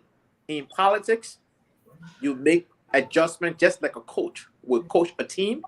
Once you start rolling out your player and the opponent is giving you a different thing, you make the necessary adjustment. That does not mean you cave in. That does not mean you compromise your principles, but you make the adjustments. Is it a new company playing? I repeat, I support. I'll be honest with you, right? Right now, I'll tell you up front. I don't care what happens. I'll support a dude running for that district. I was supporting. You get my endorsement. I won't waste time. No, I said they say go for it. I know the people that you said. We need people that do that in the house too. We want this disruptor. You know what Duke can do? People like us who can do will also attract the media on his side. Yes. Right? Because if you're us, the media will come on your side. And when the media on your side, your favorability rating start to go up. Yes. Your chance of winning election with that is if you win the election first. Right? That is if you win the election first. If you don't win the election, try to know you don't win. Come on, the media. Hold on. Look, winning a district. I come on, hold on. Let me end my statement. Okay, FM, 5 seconds. Okay, FM is already formed. They like Duke. They love the business. They will promote him. Number one. I say this to you. I know you. I've been on the show. I've been talking, and we always know they let us to be on the show. They will promote him. Running for us, and they platform too. Listen, they platform. I didn't want to let the cat out of the bag, but part of the things to do. I am working on, opening a load, radio station in the district. That's up my sleeve. And so, we're in the, DJ Blue Guy radio station to so do your own too, buddy. But here's the thing.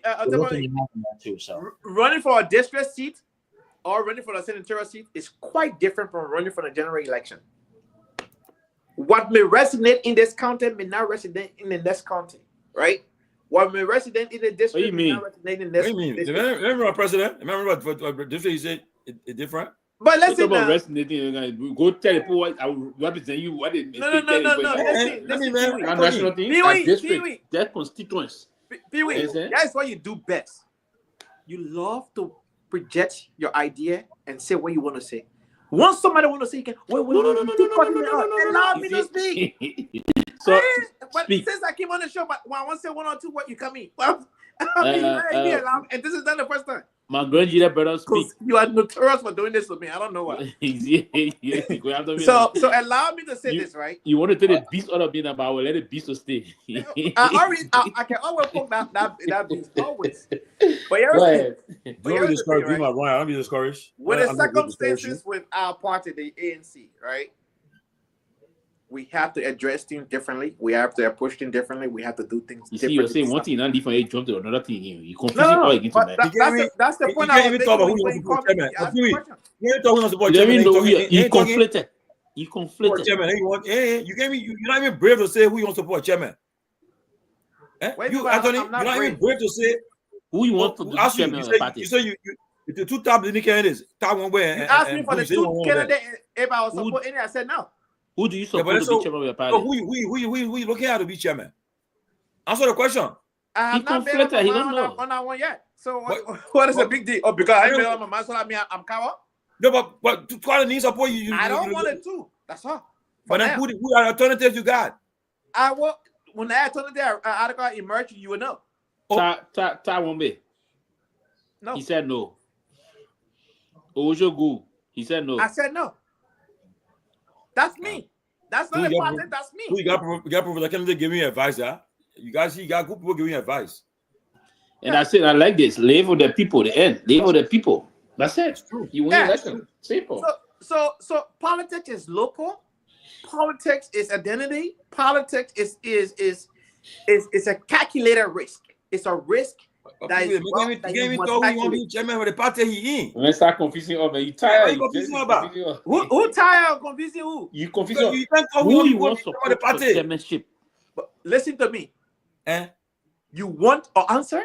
I gave you an answer. No, you didn't give no answer. I gave you an answer. Yeah, you say you agree the two top candidates right now. So then, who's the alternative? I have not made up my mind on anybody yet. But no answer. What it means? That is an answer. Oh, what it you means? made your mind. Is that an answer? What it means? You see me? I open right, and you see. But that's you. Duke says something. I said me. I'll gain my support. I don't have my own. I'll gain my support. But I don't care. Let me say that to you, Tomalin. Yeah. That is you, right? Yeah. You made it up your mind. I have made up my mind not to support it too. That doesn't mean I will not pick anybody. Oh, but that's an alternative. See, I prefer the person. I will have an alternative. Oh. I'm not ready to disclose that yet. How hard is that? But what? Is that how you run your show? You want to? No, I asked you a question. No, but you should be. I should do what now? Right now, right? If I start supporting your candidate right now, I'll be front with you. I say, look, for me, I personally, I don't want the person to be the chairman of my party. I prefer the person. I'll call me. I won't say I'm making my mind yet. I personally think Chairman Gu or a Representative Tawumbe will not be your best fit for the ANC chairmanship. That's just my opinion. I agree. I respect that. So who's that's just my opinion. What alternative you got for the? If I were to join the party today and want to be chairman, you would support me? No. No. Will you support Tomalin to be? No. Will you support Duke to be? No. But Duke that's true for the party. You support him. I will support Duke. I don't know what you want. Let me just say this, right? Let me just say this. What the ANC needs today is to build bridges. But you're better with chairmanship. Listen. Give me the time to at least 1 minute uninterrupted. Just 1 minute. I can build a bridge for you guys. I can build for you guys. What the ANC needs today, is to build bridges, is to grow that base, is to reach out, is to do all the necessary things that we need to do our homework. Give the public. You understand? This is where we need to be. I agree. That join with the other party, don't join with the other. No. You gotta be a player who is ready. When Kobe Bryant was called by Phil Jones Jackson and said, come, by the time he hit the court, that was it. He hit that court running. We gotta do our homework. We can't be playing politics safe. We can't say, we're neutral here, we're not neutral here. Take a stand and keep it moving. Yeah, but to do it, you need leadership to do it. You can't do it. But we need this leadership. So today I'll tell the person I want to make you feel happy that way you want. No, I'm not going to do that tonight. No, but I agree. But you don't have no we names. Will have a chairman. Throw some names out there. We will have a chairman that will resemble some of the things I'm saying tonight. We will have a chairman that will be appealing to the Liberian people. We will have a chairman that will. We'll call the names of the chairman. Throw some names out there. Listen, let me just say this, right? Part of the problem that we have as ANC, right? Yeah, in the diaspora, we have multiple groups. I heard now. What I heard, we dissolve all of that. We have one. I heard. I got one group now out there. Yeah, you one diaspora group. Good. Yes. So that is a step in the right direction. All the multiple group we put it because even the CDC have one CDC USA Canada. The UP have one UP USA Canada. The LP same thing. Why we the ANC have 5 different groups? It didn't make no sense. You understand? So tonight, I want to let you know, and the rest of the other people, that our goal here is to reach out, is to be in the trenches. It's not to sit on radio. I can give you the statistic for free. Only 20% of the population of Liberia have access to internet. Only 10% of that 20% can afford to buy data. Only 5% of that 10% who can afford to buy data. That's not true. Where you get your data from? Where you getting it from? I did a research between Orange, Liberia, and Lone Star. I researched them. Between the two. No, hold on. Between the two. 10%. That's not true. That is true. No, I'm a it's not true. telecommunication specialist. Hold on. Let me get No. Then you are no. What do you mean by that? I'm not challenging. Pewee, hold on. Let me give you facts so you can understand. Hold on, Pewee. How guys making money in the country? What? That's not true. That's not true. 10%. Let me say this to you again. Between Lone Star and Lone Star and Orange, Liberia, there are a little over 2 million customers. Of the 2 million customers, only 20% of the 2 million customers have access to internet. Only 10% of the 20% can afford to buy data. Only 5% of that 10% can stream live content like we are on live right now. Only 5% of those people can stream live. That is not true. That's not true. That's a misrepresentation of the price. First of all, do you know streaming is the most consumed? I'm not going to the last option. I'm going to the first 2 options you brought up. Radio is the way to go. I did that research. I'm saying that is not true. Twice. I did it in 2017. I did it in 2023. The number went up a little slightly. So do other than saying do. But still, internet is not the way to go. Do. Yeah. You agree with the man saying? No, I don't agree with what Anthony is saying, honestly speaking, but that's the ANC matters. They can deal with that. I would love to I will refrain from discussing any matters pertinent to the ANC. Clearly, people in the ANC wants a new direction. Some of these guys think that they have all the ideas to drive the ANC, and sometimes you got to step aside and let people go. So let's see how those new people or those people who think that they can drive results can drive the result. But Tomalin, I'll tell you this though, I haven't felt. It's been a while since I felt better, especially being independent, focusing on my thoughts. It's a good feeling, right? Not to be the fall guy. It's easier to blame people, right? Not to be the guy that the only one left on the call when you're looking for some of these people. You're looking for them on meetings. They're nowhere to be found. But I was happily one of the last people who were on the calls during those difficult days and stuff. And you can't look. Let me tell you something.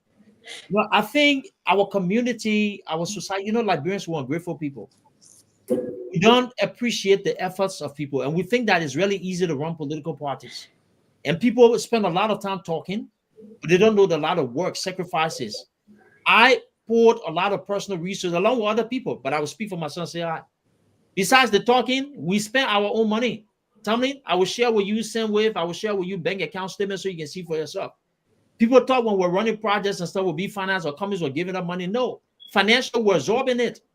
All right. So politics and the ANC business, and not just only talking, There's gonna come a time when those people then I would say they're running to be chairman and they need money and stuff, they're gonna come to ask, right?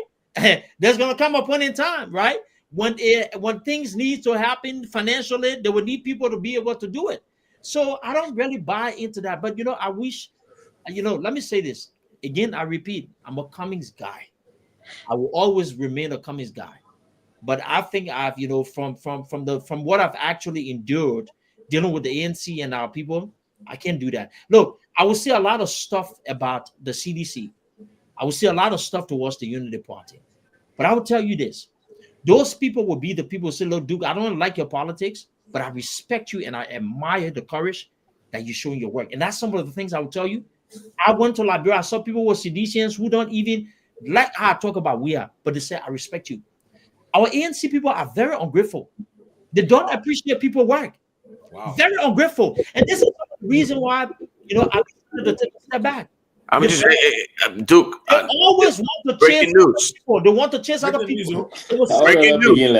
Breaking news. I love it. They will be very condescending to people who do the work. And you think, let me tell you something. Let me tell you, in this organization, and let me say this. Look at Pewee. Let me say this about organization. If you think it's easier to replace people who actually are there to do the work, the people who are on the call, 130 people that start with the level of energy are nowhere to be found, good luck with it. But I'm telling you, though, there's going to come a point in time, right? There's going to come a point in time people will sit and look. So, no, I'm tired of being unappreciated. And, especially when you're putting your time, efforts, and your own resources, I wish them well. Let them make the decision for the party. I think Mr. Cummings need a new direction and group of people around here. I wish him well. I still support him in my own efforts, but I'm on an independent journey here. And my brother Lofa understand. Look, let me say this. Somebody, please, I beg you, let me say this here. We don't do a good job at acknowledging. And I want to say this on the call.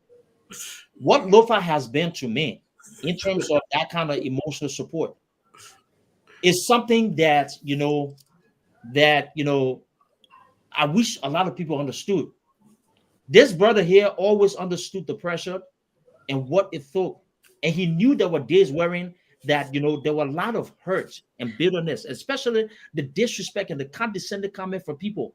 You go ahead and put in the work. I come on a show wherein your party is not even sharing information because the people are insecure because of a Duke. Facing resistance from your local party members on ground, not sharing communication. But one day I was on the closing argument. Not one day you ever saw lapses in my arguments. Not a single day. I defended courageously Mr. Cummings. And everybody will not be on board with what you say. Even in this feed, there's some things I will say you will hit it, but it will be in the good in the ears of other people. And the ANC is so ungrateful, so disrespectful. Don't respect the work about young people like me who put our time and effort. They don't value talent.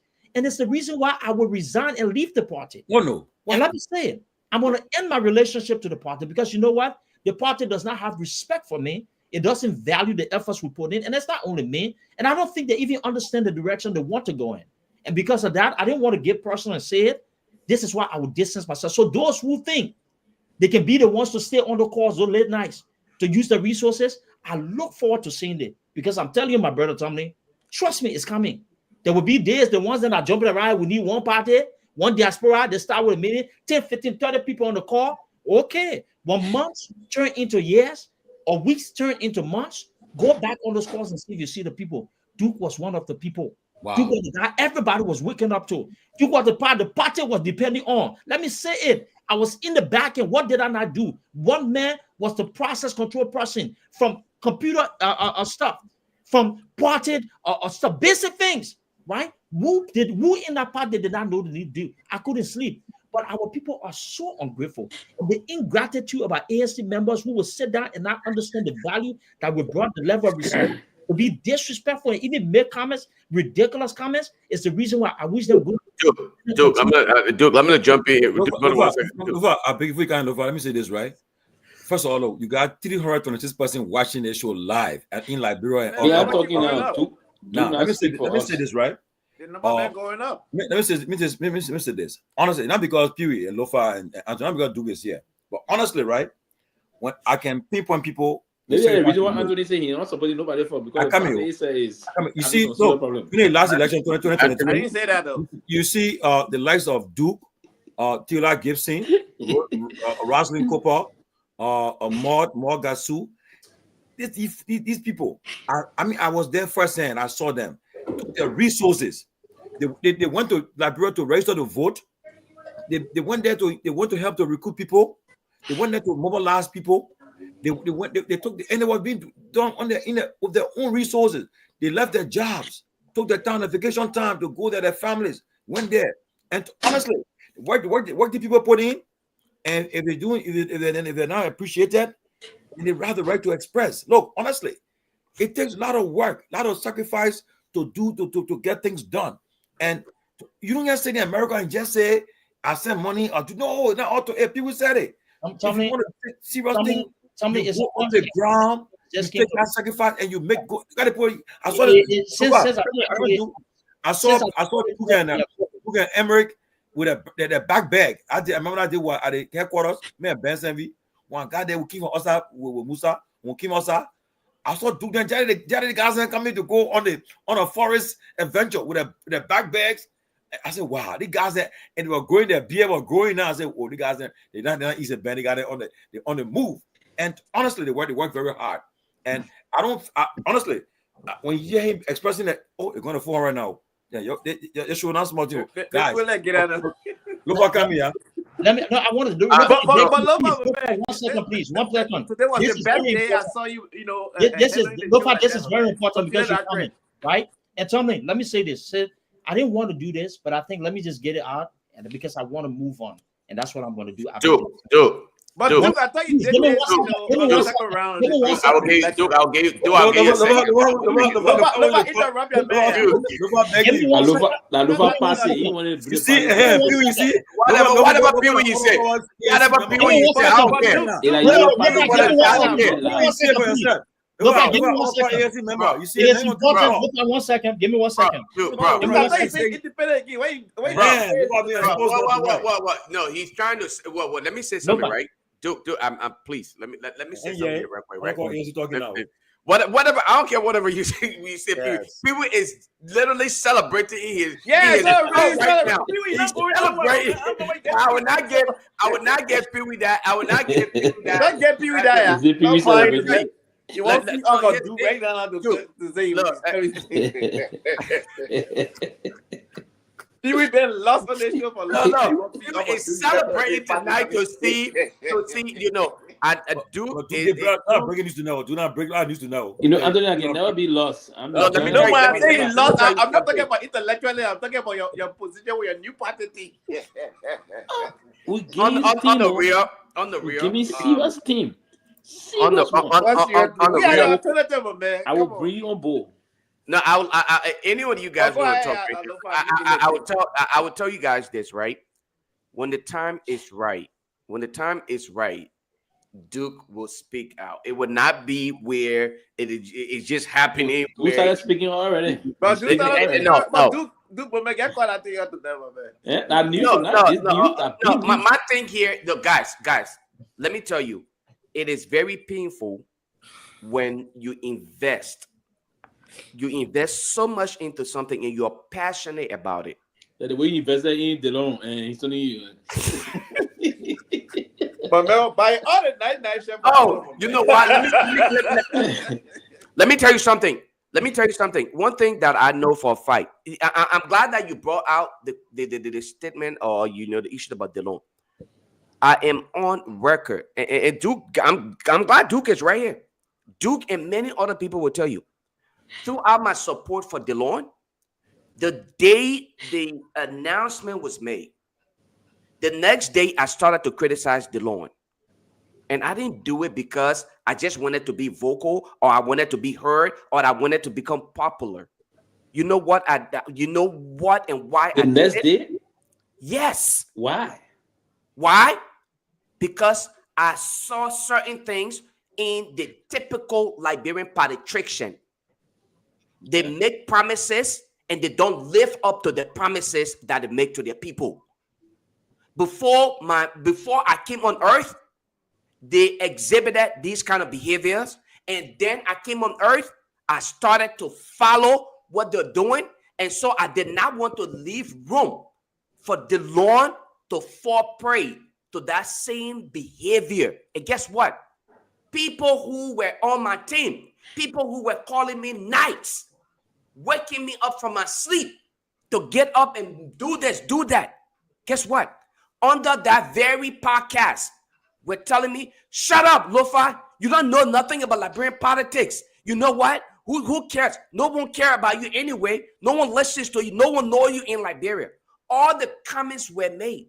And of all those comments, I told them, I said, look, what you're doing to yourselves today, you will regret that in the not too distant future. A week, 2 weeks later, I asked the entire campaign team, I said, let us publish the record of the financial record of donors, financial record to show that we truly believe in transparency. Everyone who donated to DeLon's campaign, we should publish it, make a public record of finances that we had. That's where Emmanuel Yato and I got into a heated argument. They kicked me out of the chat room because of my consistency. I said, we must provide public record. How come Emmanuel Yato from Arizona? I'm saying, I'm not. No, Michigan, right? Like I stuttered. I'm not stuttering. I'm telling you. I told you. I said we must provide public record. Everybody who donated, even a dime, if they donated on any form of unanimous or donation, let us show that we are different. I said, give public record.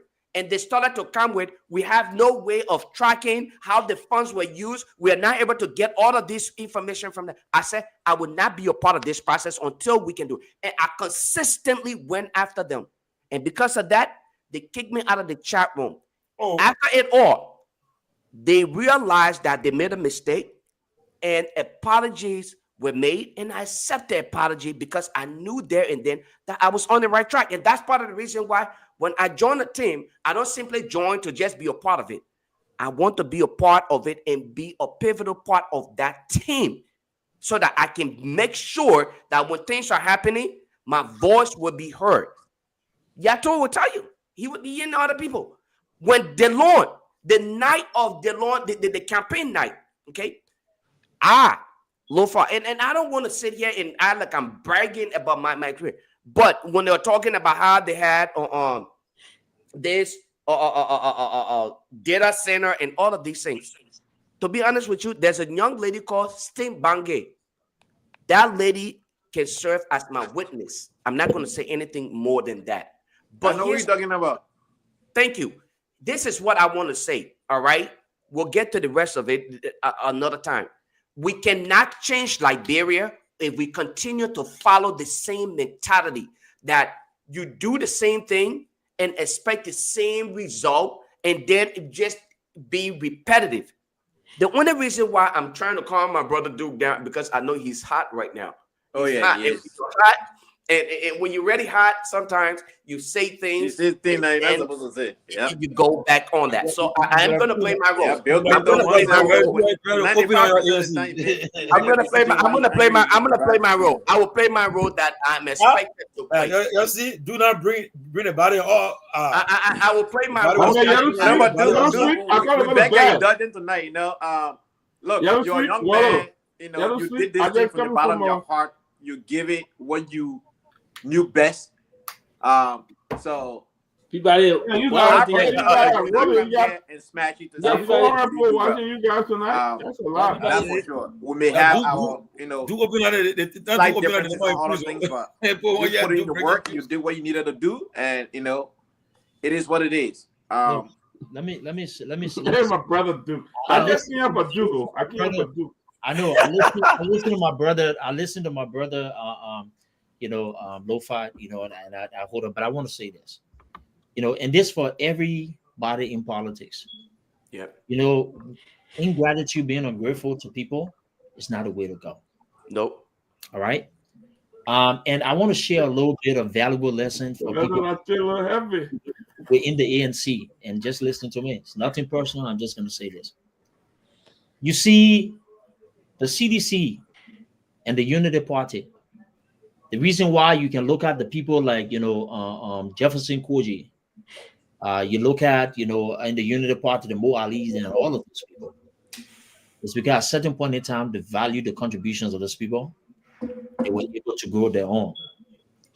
What I've noticed about the institution is that it gets carried away by big names and it wants to chase everybody out there. And in the process of doing that, it really doesn't show respect for those people who can be pivotal people and help.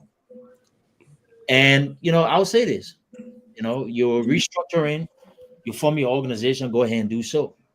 But if you think you're going to appeal to other people and bring them by being disrespectful to people who these same people have been the backbone, have put themselves on the line to be able to support your cause, you're wasting your time.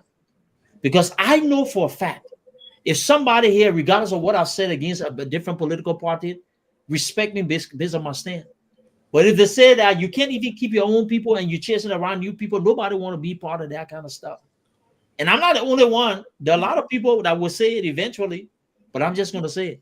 I got into politics not to make a name for myself or to use it as an opportunity to gain some kind of financial whatever it is. People don't understand. I really genuinely love talking. I care about Liberia, and I am a competitive person. So when I'm having an argument, I love to be able to do those things. I don't go to court. I'm too old for that. Well. But that's why I do it. You're sorry about that. I just try to follow Joma Jala. Joma, I'm too old for that. I don't do that kind of thing. Thank you. And so that's all I want to say. But the disrespect, and let me just say this. When I went to Liberia, we went to Liberia the first time I went to register to vote. The ANC's having something at the party headquarters. We came there, dude. I'm standing. You got people there who don't even something down there. They're on the platform there and stuff down there. You think you will see an executive of your party, somebody influential person, you see them standing in the audience and stuff, and you can't even get them to see that the kind of party you want to affiliate with? Disrespectful people do that. And I'm gonna say it's disrespectful. And I look at it and say, look, come on, man. Look at this kind of nonsense. But guess what, though? I went to Liberia. The CDC people, they didn't know me for anywhere. They're reaching out. I wouldn't even call these. Invited me to the party headquarters. That's why I say, people say, oh, do I tell you you're going to support? I say my mind. I use my mind in a different way.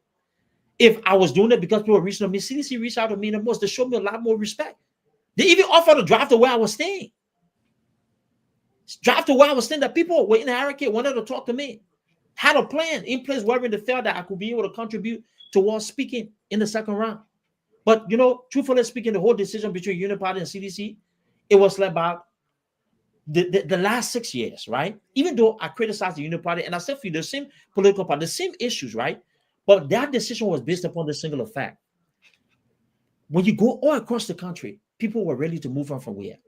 And in addition to that, though, my conviction, I could not support CDC, and I didn't want to go put people on an impression. When I left, I forcefully left Liberia because I had a meeting scheduled. I had a meeting scheduled to meet with the president now. And I said, no, let me walk away. I went. And Senator Dillon will admit to it. Senator Dillon called me when I landed in Germany. That the first call I got, Dillon told I was still in the country. I said, he said, oh, you left and stuff. We talk. I'm not going to say the details of that. But regardless of what we did politically, he respected me. So other people outside see the work that we do to respect that. But my own party does not have the respect. And you look at it, but come on, dude, you're doing this. No, let me tell you, and this for young men, any other person, I want to say this to y'all. Don't ever force yourself in a situation when it's disrespectful. No, you have value. And I say this, the disrespect, no, I can't be part of something like that. You understand me? And because Lofa talked about, I will not go into details, but the only reason why Duke became a problem to somebody is because Duke stood for the right thing. And I want y'all to remember this. I stood for the right thing. I stood for the right thing. And that's about it. That's what it is. That's the thing of it. So, but yeah, but I wish I really want us to seriously, guys. But let's talk about this current government here. Let's forget about this ANC and talk about this current government. But anyway, Dr. Peabody, you on? The reason I came on here, my brother was getting really heated. I told him, let's move come on, on. Just get water real quick. a little bit. I try to kind of water him down. Listen, let's move on. Duke gonna take a shot to come back. Let me update everybody. Let me update you though. Your man, our man, DJ Blue, sitting in District 15 is on a treadle. So do I in that seat, and Anthony Gaye, he said he's supporting the two people that are running for ANC chairmanship, but he can't tell you who he's supporting. He's dodging it, but he won't run for senator for Grand Gila County senator, and you just support. But Anthony Gaye could win Grand Gila County for ANC. He could. Okay, but let's support the chairman of the party. He won't be chairman of the party. Thank you. Who do you? Okay, the question was. And I think Professor Larry, Professor Larry gave you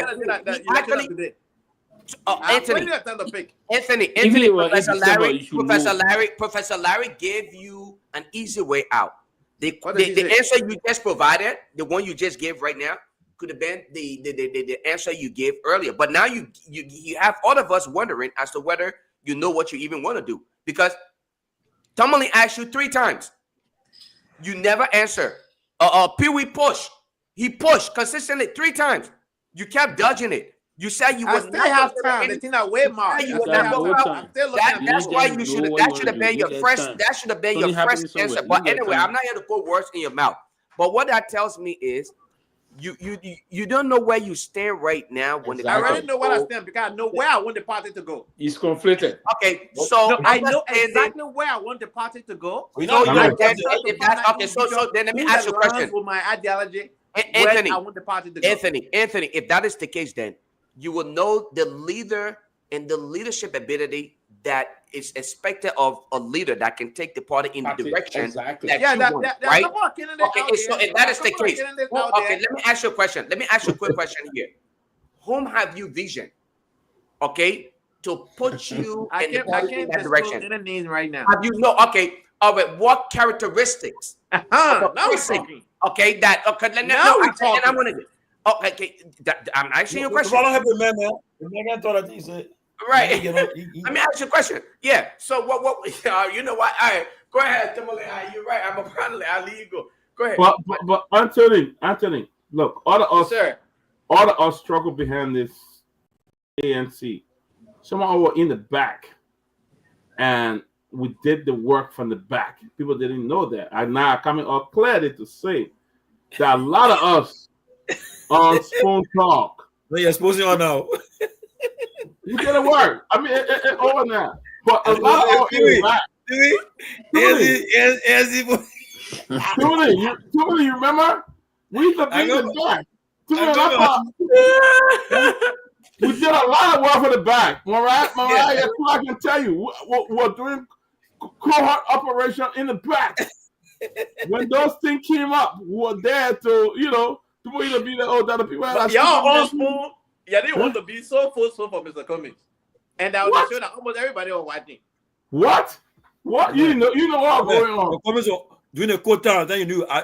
One time I stood on when I said Cummings did not think a document. He said, I think 3 minutes. Did you ever watch that document thing? Did you ever watch the episode where I said, did you ever watch that where I said when I gave them Jack? You ever watch that? I think the comment when I gave them Jack. I went on Focus on Liberia, the video there, I will share that video here. That last time my own party, I said, if you will sit there and wait, that Unity Party will dictate to us. I mean, Liberia and then we're wasting our time because the time they brought that fingering document circumstance, it was the time that Mr. Cummings have already picked up the momentum when he came from the US and hit the ground. He has had momentum already. These were all artificial. Those were artificial momentum. Hold on. I'm glad tonight I'm on the show because every time I'm not on the show, I tell you what to go. Let me just say this to you. But why you on the show doing that? Hold on, I'm identify chairman of the party. Then you want to get me I'm here to tell the show to let you know, Pewee. You will be the first party to say, "Oh, Mr. Comey will be a good vice president," but you will come out again and say, "Oh, but Mr. Comey is not, electable to win, or he does not have the electability to win." Second round, man. What you talking about? I don't know why you do that. No, I didn't say eligible. As a VP candidate automatically, but you say, "Oh, he can win the presidency." No. If I say he can be a running mate, listen to me. You know, one thing I want you to do. I see the exuberance in you. And that's the problem. There's exuberance can make you feel. Answer the question. I see the exuberance sometimes can answer the question. I come in. Can misinform your thought process about what you want to project. And you have to be clear in how you want to juxtapose what is yesterday and what we're going to do tomorrow. Okay. If you get to the understanding and the realization of those things, then you will actually begin to push the process forward. What I said about Mr. Cummings, in no way did I speak condescendingly about Mr. Cummings. Yeah, that's what I said. Anthony, I said the process about Mr. Cummings moving to the people is managed by the rest team. They can transform him into a serious political element. So right now, he's not a serious political element. But he's never been 1% a serious political element. So yeah, let me help you here. Let me help you, Pewee. You were the very same person who told Liberia on national. Listen. No, I can't even read now. I'm a very good listener. No, hold on. Let me address you tonight.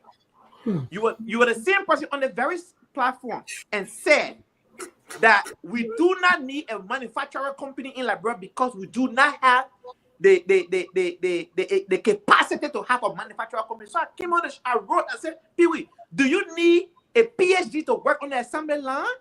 Do you need, if a Salamenta should process the iron ore and change it from the raw material to make metal sheets and make steel rail or make metal beams that are used for high-rise bending or stop. Do you need people with PhD to work in our plant?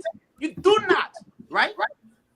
You do not. We need to encourage manufacturer to Liberia. You see, when we decide something, you just push it.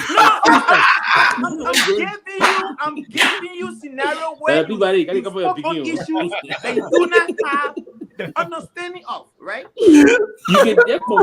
I'm giving you scenario where you focus on issues you did not have the proper understanding of. That's what you did. The guy that you tired. I don't think you're tired.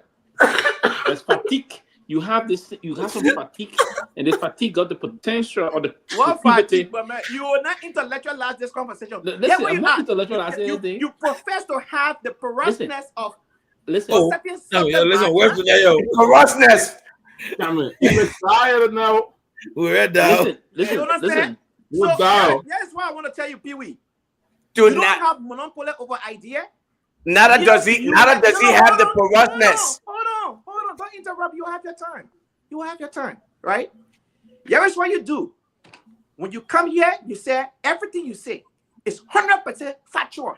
But when we checkmate you, they say, oh. No, it's not like that.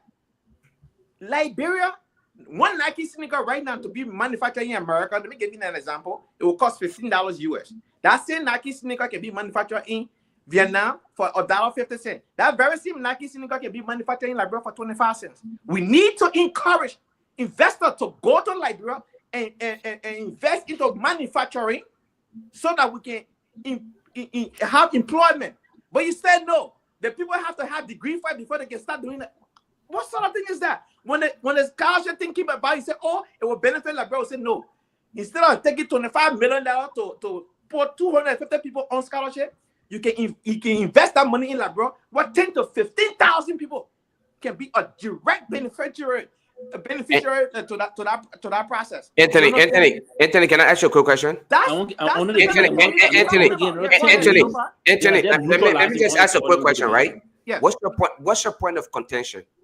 My point here is when Pewee claims as though he understands the subject matter, and then when he discusses the subject matter, he does not present what is feasible and achievable on a particular subject matter. Tonight, okay, so his point, so Anthony, his point here is your candidate, yes, achievement in the last election was 1%. Is So- that factual? I want you to. We all know. Can you speak to that? It was not factual. We all know factual. the circumstances surrounding Mr. Appeton taking their place in Liberia is not clear. You understand? We did not see him campaigning. We did not see the crowd. In almost all of the polling conducted on radio, on Facebook, Mr. Cummings was in a solitary position before the election. You understand? You left other information. You left other information when to talk about Nike shoes. No. I'll give you a scenario. For example, I'll give you a scenario, and I say, for example, what I'm trying to say here, I was just telling you how Pewee discussed the issue that he doesn't understand.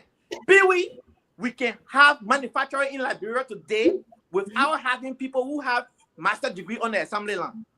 You understand? And we'll be successful at it. We don't need people who have master degree for factory to be built in Liberia. That's the point I was trying to make to Pewee. But he comes on the show and say, oh, because we don't have the human capacity to do X, Y, and Z, that's the reason why we're having the situation we're having. No. These people who have manufacturing things in other countries, they are not as educated as you think. Right? Okay. So I don't know who else got to go next, but if whoever got to go next, somebody let whoever go next to go. I want to make a couple points. You cannot discuss Liberian politics today without Mr. Cummings. Let's just be frank. You cannot discuss Liberian politics today without Mr. Cummings. I agree with you. That's what I thought you were focused on instead of that extra thing. That you focus on that part. I was going after people and trying to get on his skin. I did that, but instead I don't know what to tell him. I agree to that statement that you cannot discuss Liberian politics without Mr. Cummings. I agree. But here's the facts. You will always discuss Liberian politics and saying Mr. Cummings have this money performed over the period of 2 election cycle. Right? You will discuss that. Is that a fact? You will discuss Liberian politics and say Mr. Cummings' obituary have been announced. That he should be deleted from the process of the political process in Liberia. That he lacked the mobilization concept of Liberian politics.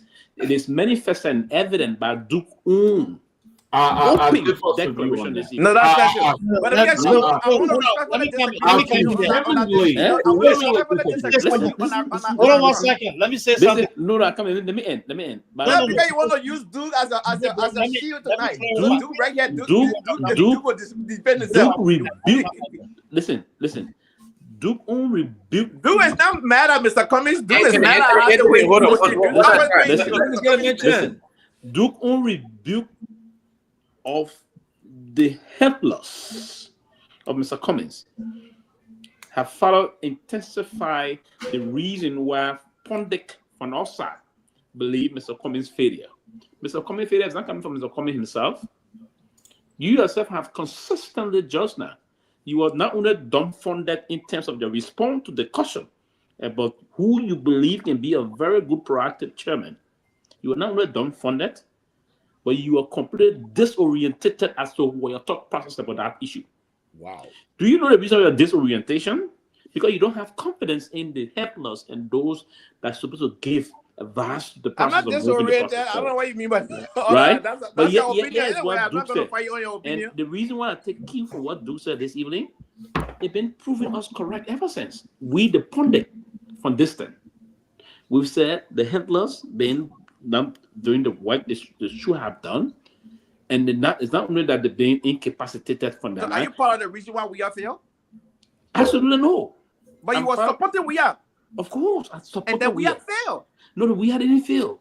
So what happened to we are? We didn't fail. We had came. Did he win the election? Listen, we was the incumbent. Incumbent going to the election if you don't. And a young vibrant party. I'm coming. Incumbency in political dispensation is a very thin line that incumbent will have to walk. Understood. If you are incumbent everywhere in the world. Understood, but you still have more political leverage. That's part of the reason why the most powerful man in this war will be leaving power in the next 10 days. Because he's an incumbent American president. No, his condition is different. If you was in, I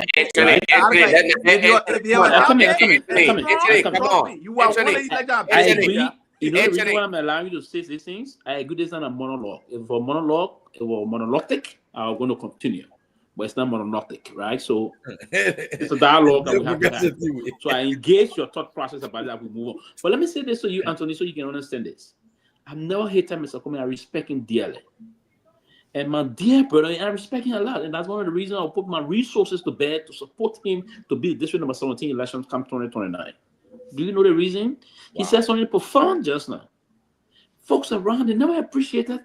This is a guy that's here. Listen, the brief time we met with him to architect, all the time he was so passionate. Very passionate.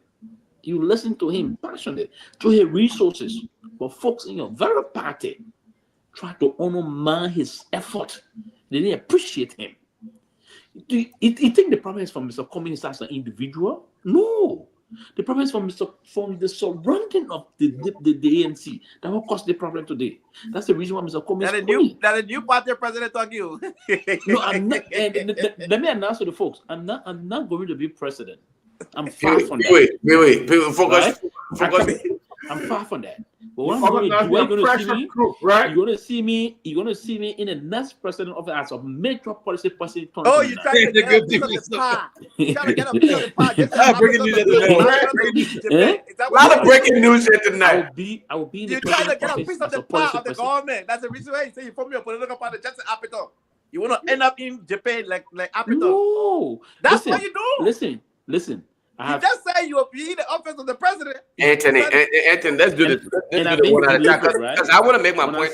When I say being in the office of the president, I mean the next president, I know who the next president will be in the country. How do you know? It's not an issue about we're working. And you folks that don't know what I want to do. You guys have. We know what we want to do. What do you mean? No, you don't even know who you want your chairman. You don't know who you want to be your chairman. Do you? I know who I want. No, you don't know. You said the just person who allow my ideology. You guys are not. Come on. So who you want? You want Lofa? I still feel Mr. Lofa is not seeking that. No, I still feel Mr. People that do, you say you don't want. But Duke don't want the championship. You just heard. No, you said you didn't want. He said no. Yes, because right after the people like you doing the run-up, around that party that doing the run-up when Duke was supporting Mr. Bwaka, President Bwaka now. Duke aired some of his, his reservation out there. I mean, he's right on the show. I'm telling you, hey, I'm not hiding behind closed door. Listen, guys, let me say this and let me comment. I say this and I'll continue to say it. You see, some of us who get involved into Liberian politics. I don't want to be president. For ourselves. I want to be president maker. I want to be a Pewee. Yeah, you will make George. You were just supporting George. We want to get political perks. Who made 2017? Who made president? We want to take pictures and post it on social media. Who we got influencer, but some of y'all don't know. But maybe Tomalin then would know this, and Ben then would know. I say this and not to brag, but my father's been one of the staple faces of politics in Liberia, very influential man. As Ben Sanvee will tell you. Those are people, when people the likes of Ellen Johnson Sirleaf, when she needed to win Margibi County. Those are the people. Your uncle too, Duke. Your uncle. Okay, so I was sitting. I had a good conversation with my father on the eve of election. My dad don't really like me being involved in politics and stuff. But he came to respect me because I think through that process he saw a different side. My family didn't want me to get involved with politics because of the the way things were, and to a certain extent we're right.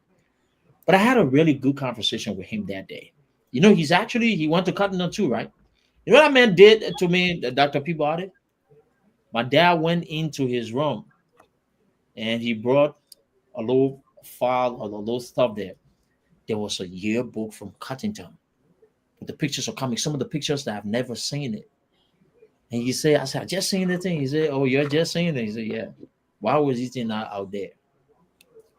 And he lectured me about Liberian. My dad looked at me, he said, look, I'm not going to win. It's nothing personal. But yes, how Liberian politics is. Yes, how the people are. He lectured me. He said, "Son, I went when I graduated from Oregon, and I came. I had to learn a different way of engaging our people. The way in which they operate is different." And he told me about challenges he faced, even at IP at the Institute of Public Administration. And when you say came with a project and stuff down there, he was a qualified person to do that. They had the fault in. They thought that there was this guy from somewhere that was causing problem, and how he found his navigated his way over time. As a young man, I witnessed my dad won election in Margibi landslide during the Taylor regime when the MPP feudal or party in Margibi County landslide, as anybody would know. You know why? Because he had a Gisi Bell support. I'm from a large Gisi family, Lofa family, right? And that's why we're talking and stuff. But we got politically, we're well connected. You understand me? But I say this to say that I was sitting down in places where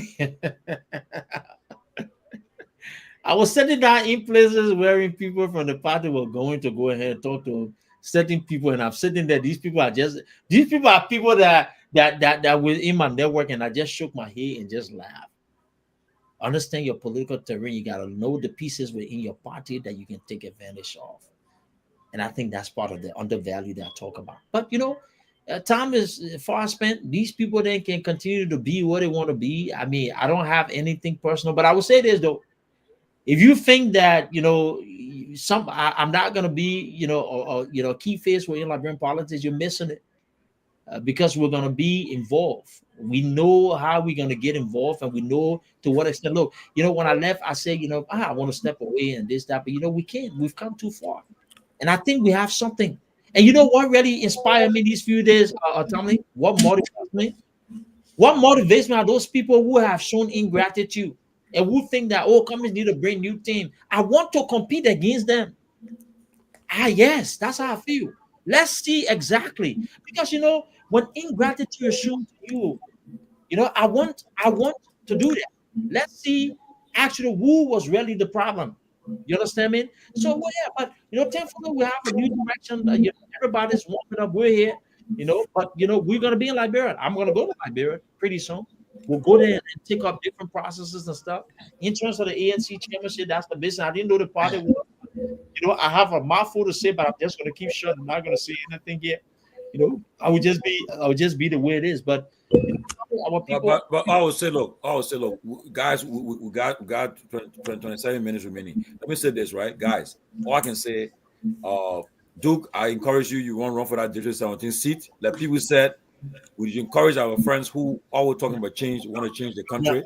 Yeah. Like for instance, right? Even Peabody right now, he won't be behind our forcing because there's a guy who gentleman me from you guys. John was looking right. Orange Grove District, they make and win that play with hands down. I'm not kidding you guys. I will him. We won the original day there. He's well known that his father was a renowned pastor there, and he was working in Firestone in the area. So he's well known. The Peabody family is well known there, and the kind of work the man has done in our district, building schools and everything.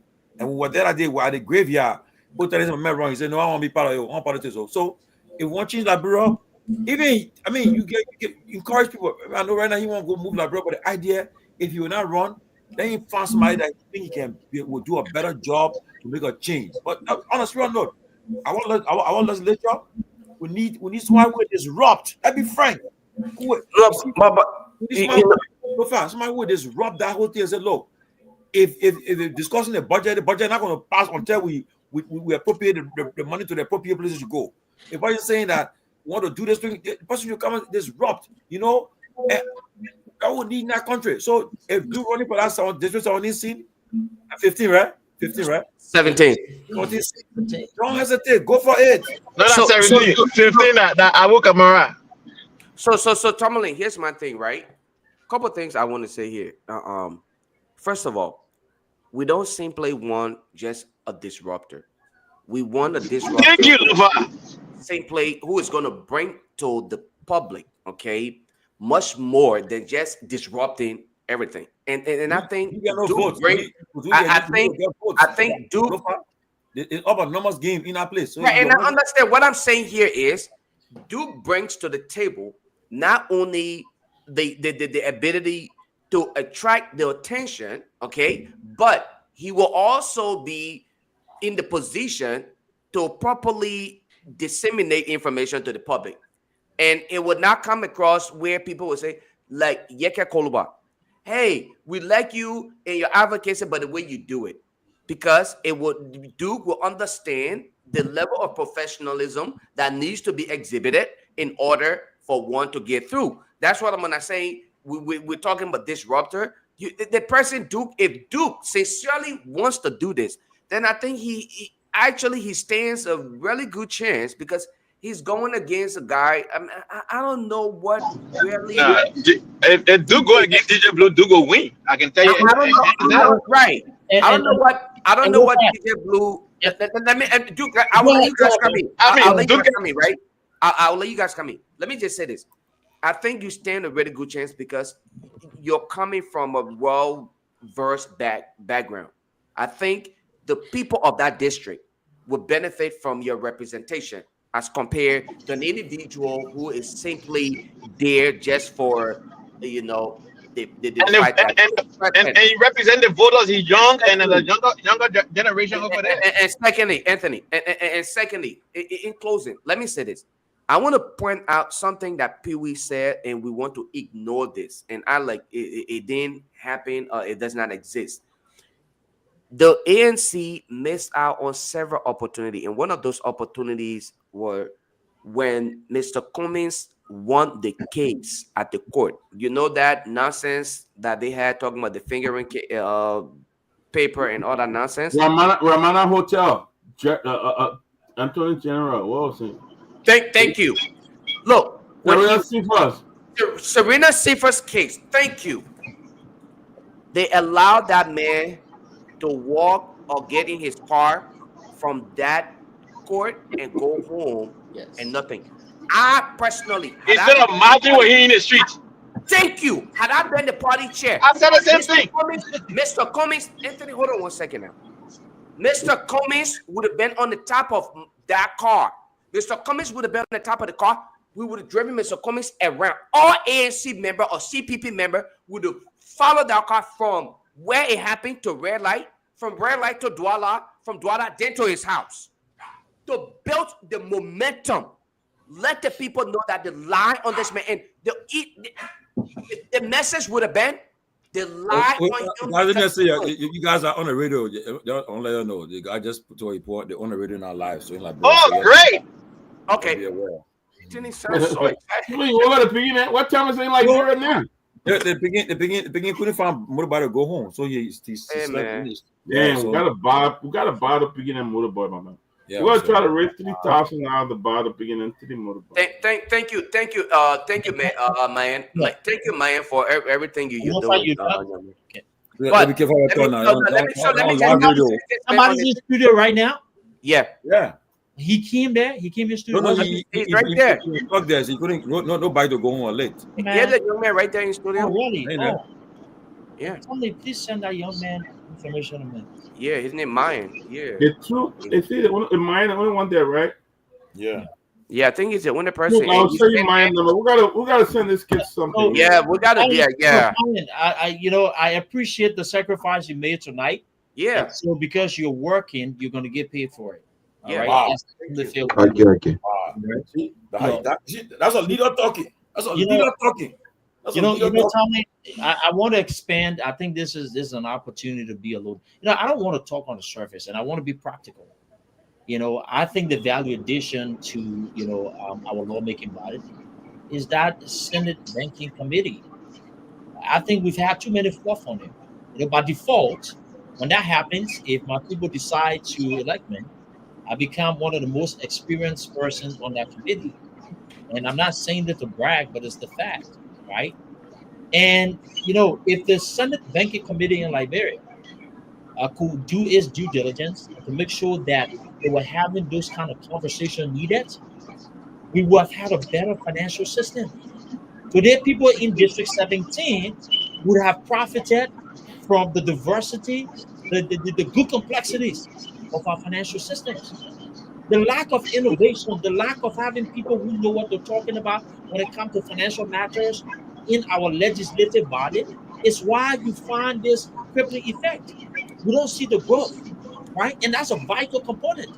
I've said it before over time. You know, people who are business owners need to be able to transcend from just being an ordinary business owner to become a wealthy individual. The financial structures that we have in Liberia, they're not giving those people the kind of opportunity. And what do I mean?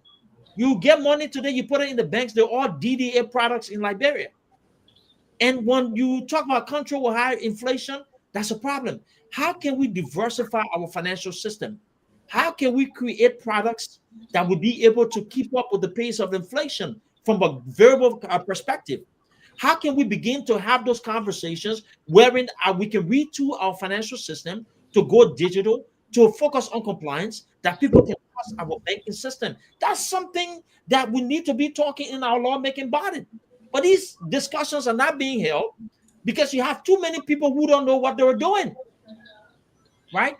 So, you know, hopefully, you know, we will continue to explore.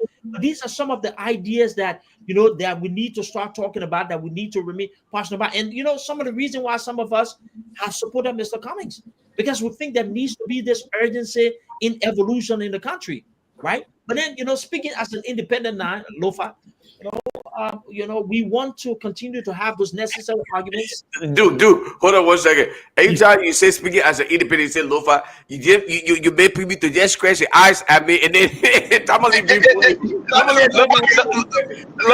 is the advisor there.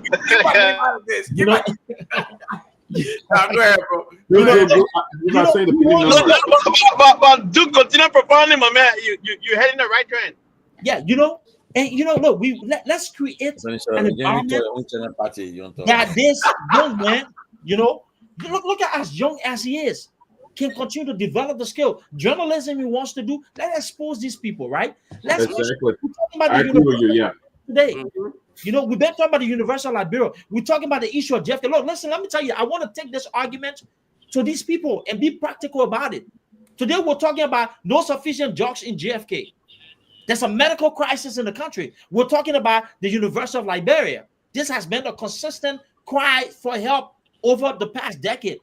Why do you think those things are happening? Well, let's go back to our lawmaking body. If our lawmakers understood the essence of their work, if those who are on the, you know, the Senate banking committees that were in charge of finance in the country, they would go ahead and actually put forth the right laws to make, you know, our banking system, our financial system, you know. You know, Georgia, you can't sleep. You better. All right. He's so obsessed with TCA. On this morning, this got there up. No, but I'll tell you right now. No, all tonight. He's so obsessed. One thing I admire from this conversation tonight, that I'm happy that Duke, I'm not joking, Duke.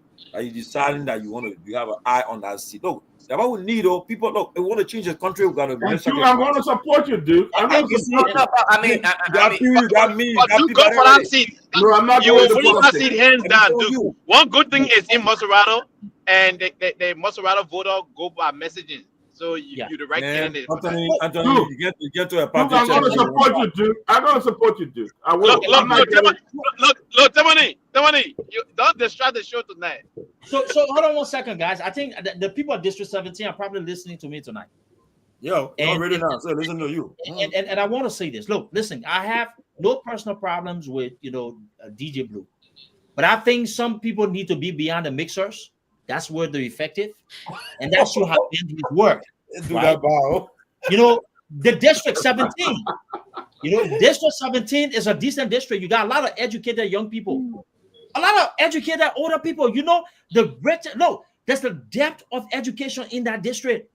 We have renowned institutions. You got the Rex Institute, the Lakere. You got the Ato, Sarah Barkley School, Ato F. Kula.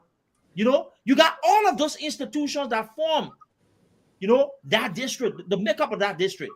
And so those are people who know the right from wrong. And you take an individual who's used to playing, you know, Friday Night Live special music and stuff, and then you say he wants to go ahead.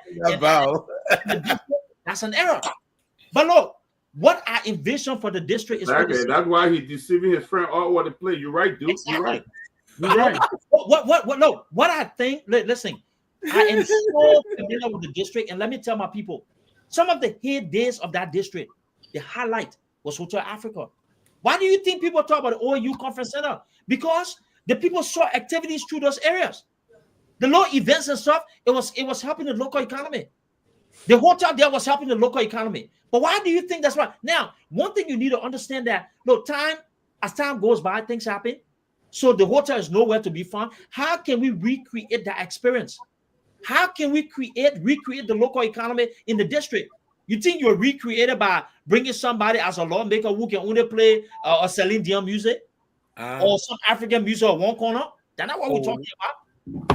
We want somebody who understands the economics, who understands how. Tomalin is such an instigator, bro. I swear to God. When I go Liberia, I will visit District 17 and I will come in. Yo, Tomalin is such an instigator. How many candidates got here on the closing argument? We got Duke. We got Sylvester. Sylvester not sure what he's doing. He might want to run. Sylvester don't know where you want to go. Sylvester don't know where you want to go. What? Sylvester don't know where you want to go. Anthony is going to run in Grand Cheetah, and we're going to promote these guys. I'm not going to run. I'm not into politics. Actually, I'm going to be in the back. Anthony is going to be running against a friend of mine, so I don't know how he. What, Zopenu? Zopenu. He's notorious for buying baby tops. He has bought more baby tops. That's his accomplishment. Zopenu is not my friend. I don't know. Anthony, can I identify his own party chairman? He knows what chairman of party you wrong on Grand. You know, a quick question. So we having an election. Somebody, you don't pick chairman like that. The chairman that will win. I send you that kid information. Actually, that's why I was something that's for both. The same way, right?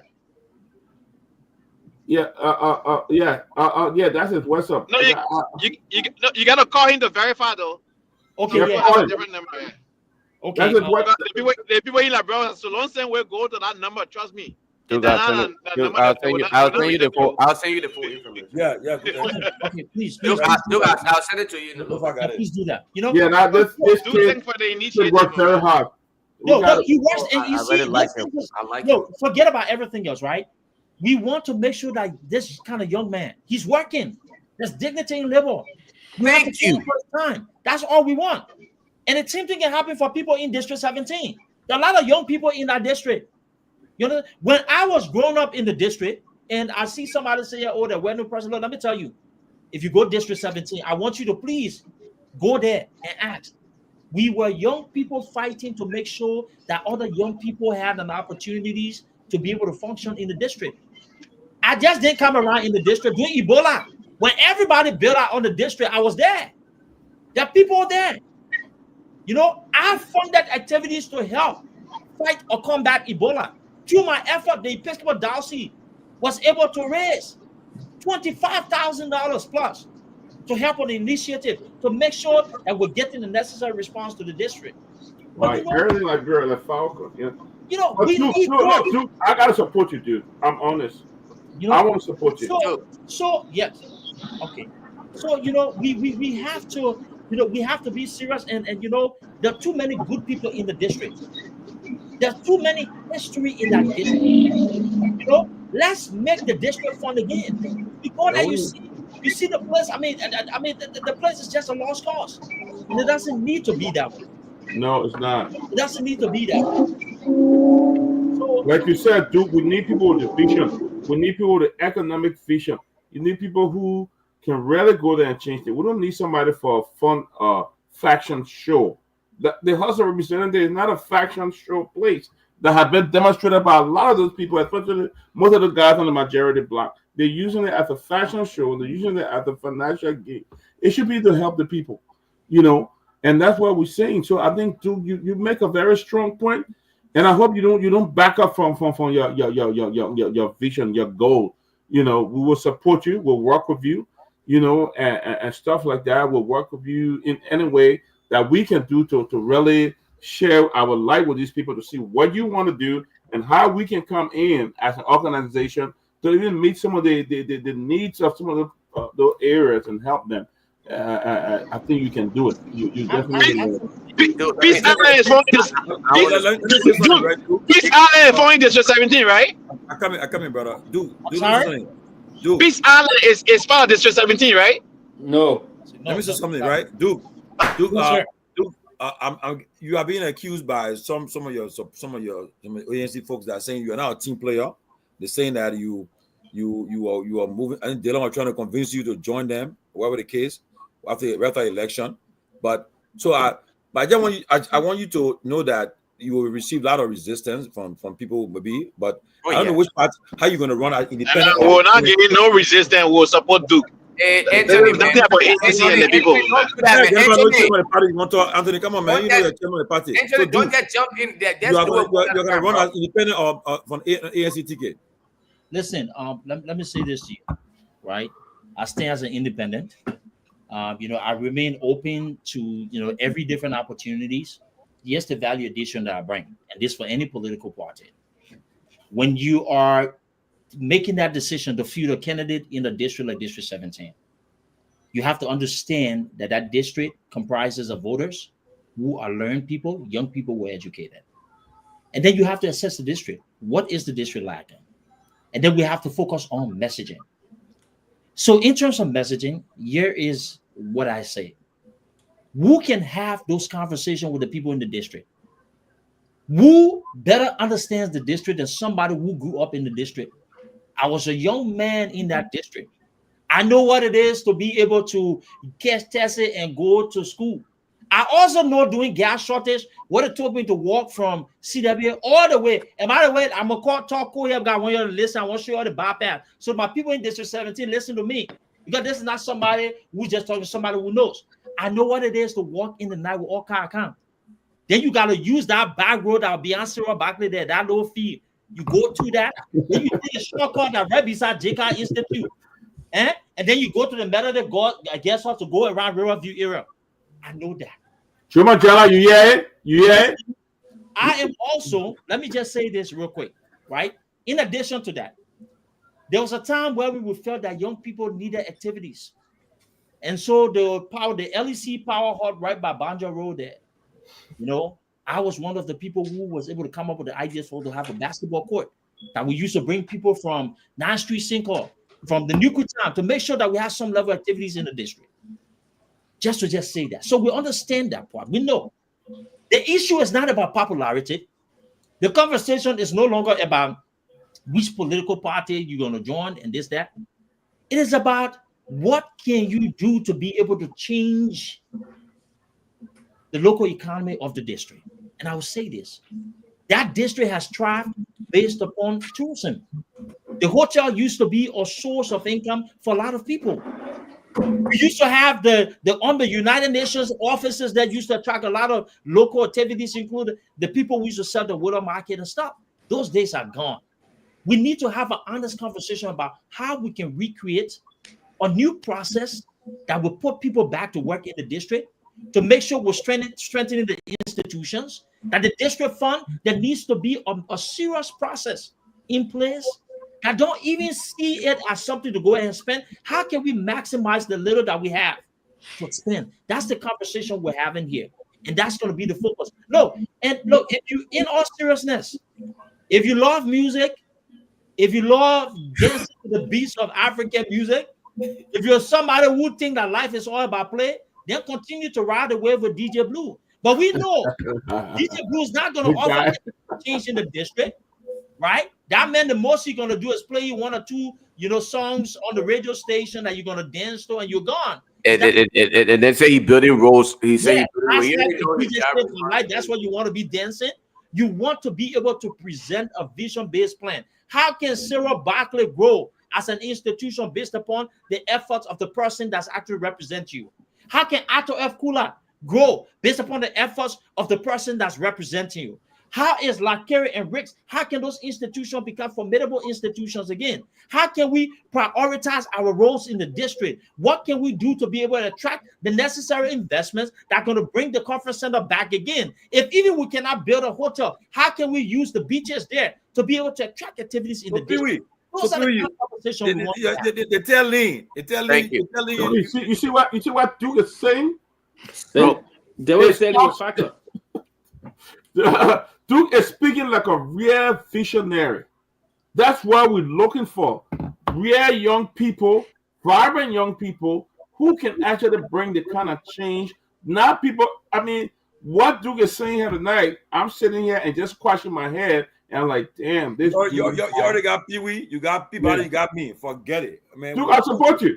Let me know what era I can go. I'm going to Liberia in March. Let me know what era that I can do just the minimum project. Places where people need water to drink. I will go to that place and do it for you, Duke. I'm serious. My organization will do it. Nice. We will. Yes. Man, Duke. My on the closing fire tonight is gonna go to Myean, that young man in studio right there, and they keep putting themselves in the back, man. I'm gonna put them back on here. I appreciate you for reason best known to myself. I remember when I worked at a gas station, and I worked at Burlington's Coat Factory and J.C. Penney's. It wasn't because I needed to do it. It was simply because I forced my way into doing it. My uncle at the time resisted, but I thought to do it. But you know what? I value my independence. When I had the opportunity to volunteer, I was in college, and I was also volunteering with DNet, Information Technology. We were crawling under people, tiles and ceiling and everything because I wanted to get that experience, that working experience. And what I see you do time over time, I'm not just saying it, not just today though. This has been consistent of you.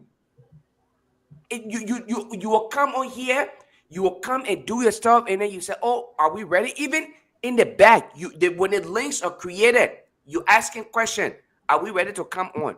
I just want to extend my sincere thanks and appreciation.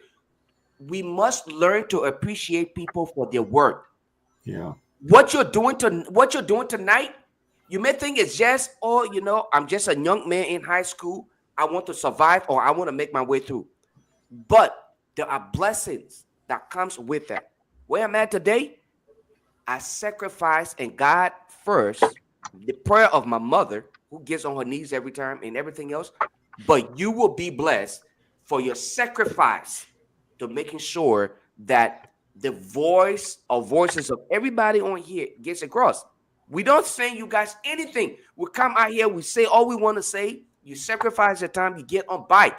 We hear all the calling all the time. Who knows? Something could have happened to any one of you guys over there. But the sacrifice you make, young man, I appreciate you. I love to appreciate people for the labor because a lot of time the young people back home, down there, he should have gotten something from it. A lot of time, thank you, Duke. A lot of time the young people back home, they feel like the best way to get what they want is to either, wiggle their way through and pretend like they're working, but then when they get it out of you, and we know them. You out. We know them. But I have consistently monitored you as a young man and have been following you. And I think we had a conversation in the back. But with God's grace, we will have our continuous conversation. And I want to say to you, encourage other people to be just as committed as you are and consistent to what you believe. My dad always said to me, work like there is no darkness. Even when you are in the dark, work like the light is on you because you are being watched. And that is what I do all the time, regardless of where I'm at. I try to do that. So thank you. I guess Sylvester credit. Sylvester saw this man the first day and said, you know what? This is my part of man right here. It was an instant connection.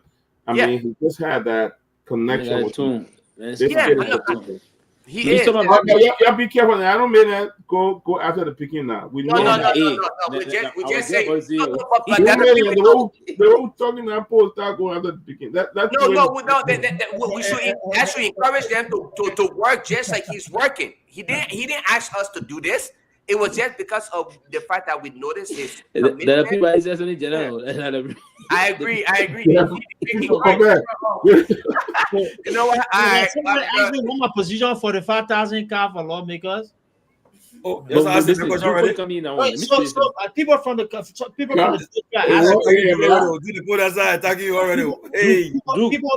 people are from the district are asking me questions about the lawmakers, $45,000, and in the upcoming days and weeks, I'm going to write something and publish it probably in front page of one of the newspapers there on my stand. But let me just say this.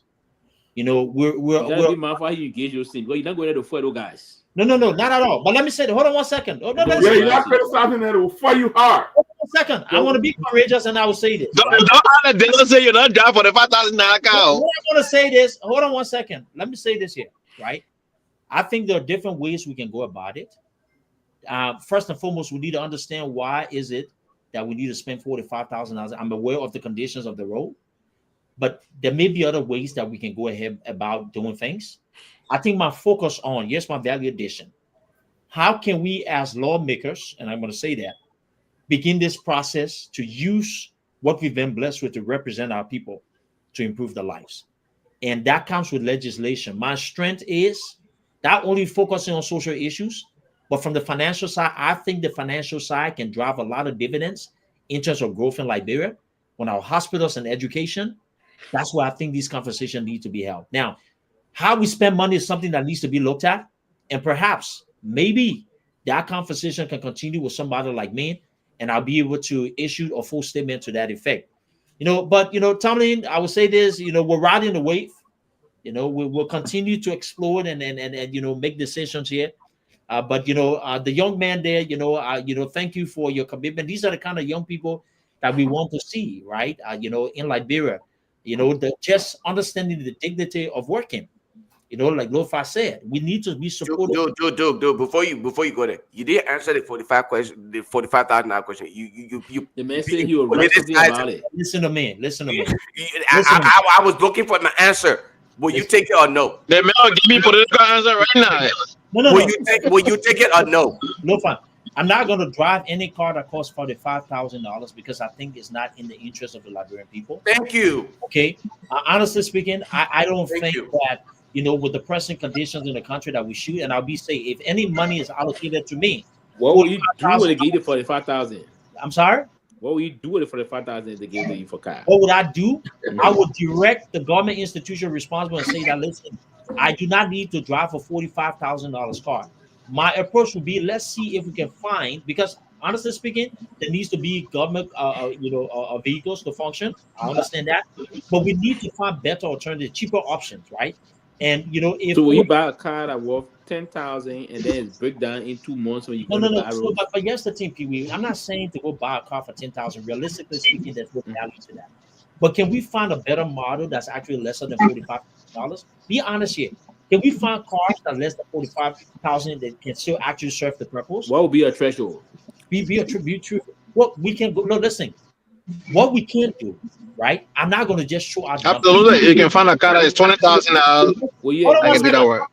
Let me be careful. Let me say this. Let me respond to that. I don't want to go ahead and throw around numbers. We have to do things not based upon saying things, but looking at the science, looking at the research. That's what we need to start from, right? And doing a comparative analysis, right? How can we find value for less cost?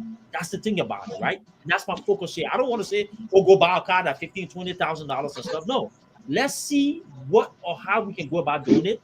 And it has to do with an extensive research and then put this funds in. But no, I understand this thing. And let me go. So, can I say something real quick? And you can land on this, right? Yeah. I think this is where it comes with the environment. I personally, I would prefer if they were to feel the pain of having to drive on those muddy roads and messed up pavement that they claim that they are constructing.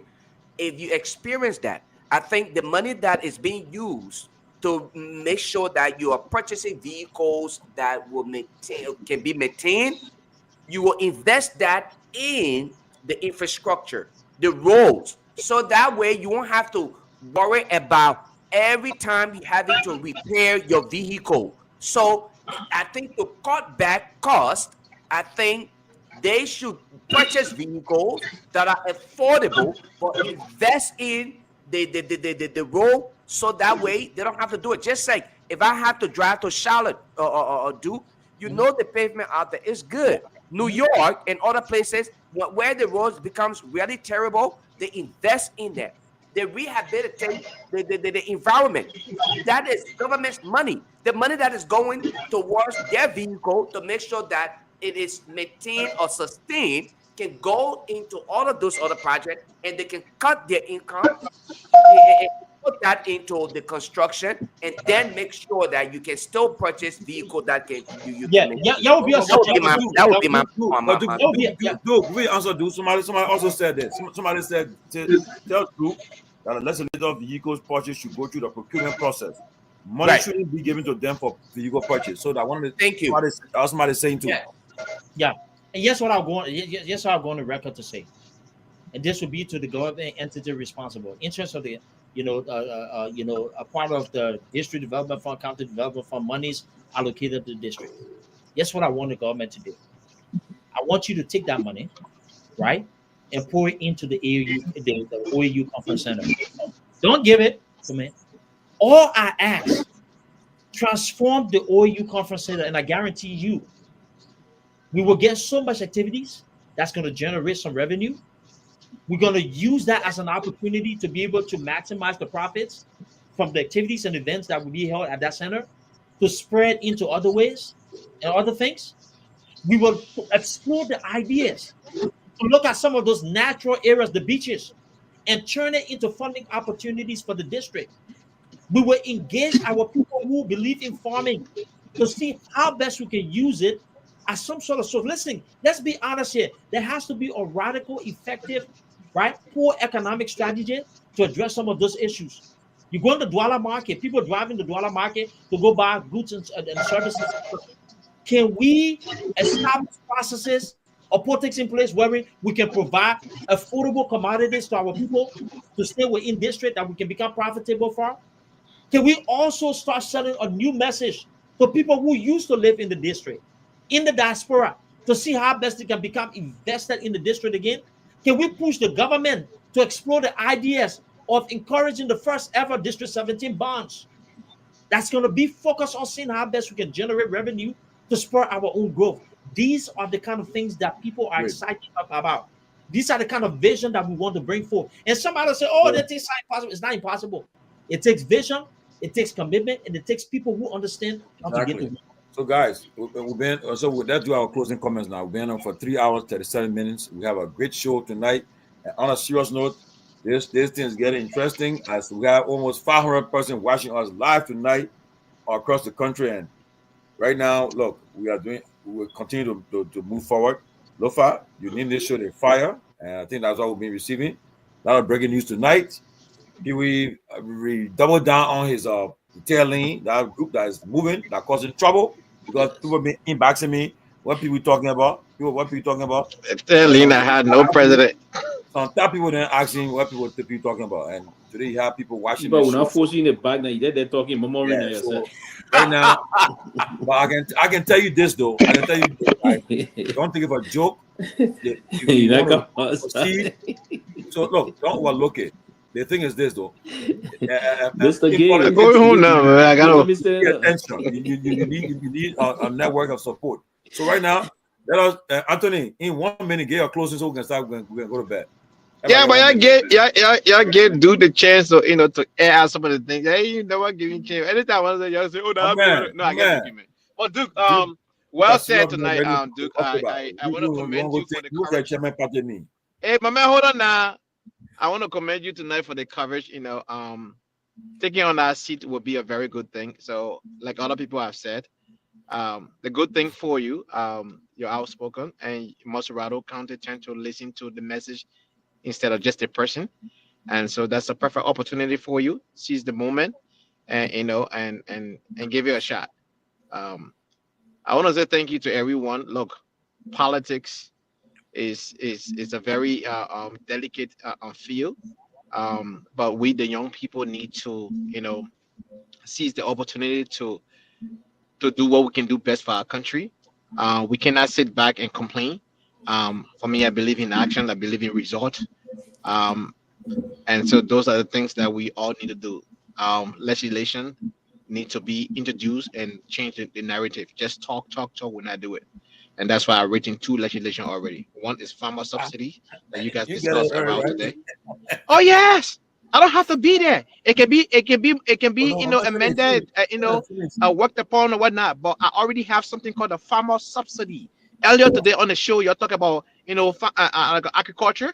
Yeah, I already have a farmer subsidy legislation written. Wow. I'm not kidding. So even if I have a lawmaker today who wants to champion this cause, I don't mind. I won't sit on it until I say, until 2029. No, I'll be able to get that. But I'm not seeing anybody right now who will champion our cause. But it's already written, because Liberia, the top 5 economy of West Africa, is solely based on agriculture. So you buy so Anthony, you buy into my idea that having to subsidize agriculture will help the growth and the production of food in Liberia. That's absolutely a good idea. I grew up in the Ivory Coast, and 65% of the national budget came from agriculture. $17.9 billion last year was African national budget, right? Okay. So agriculture.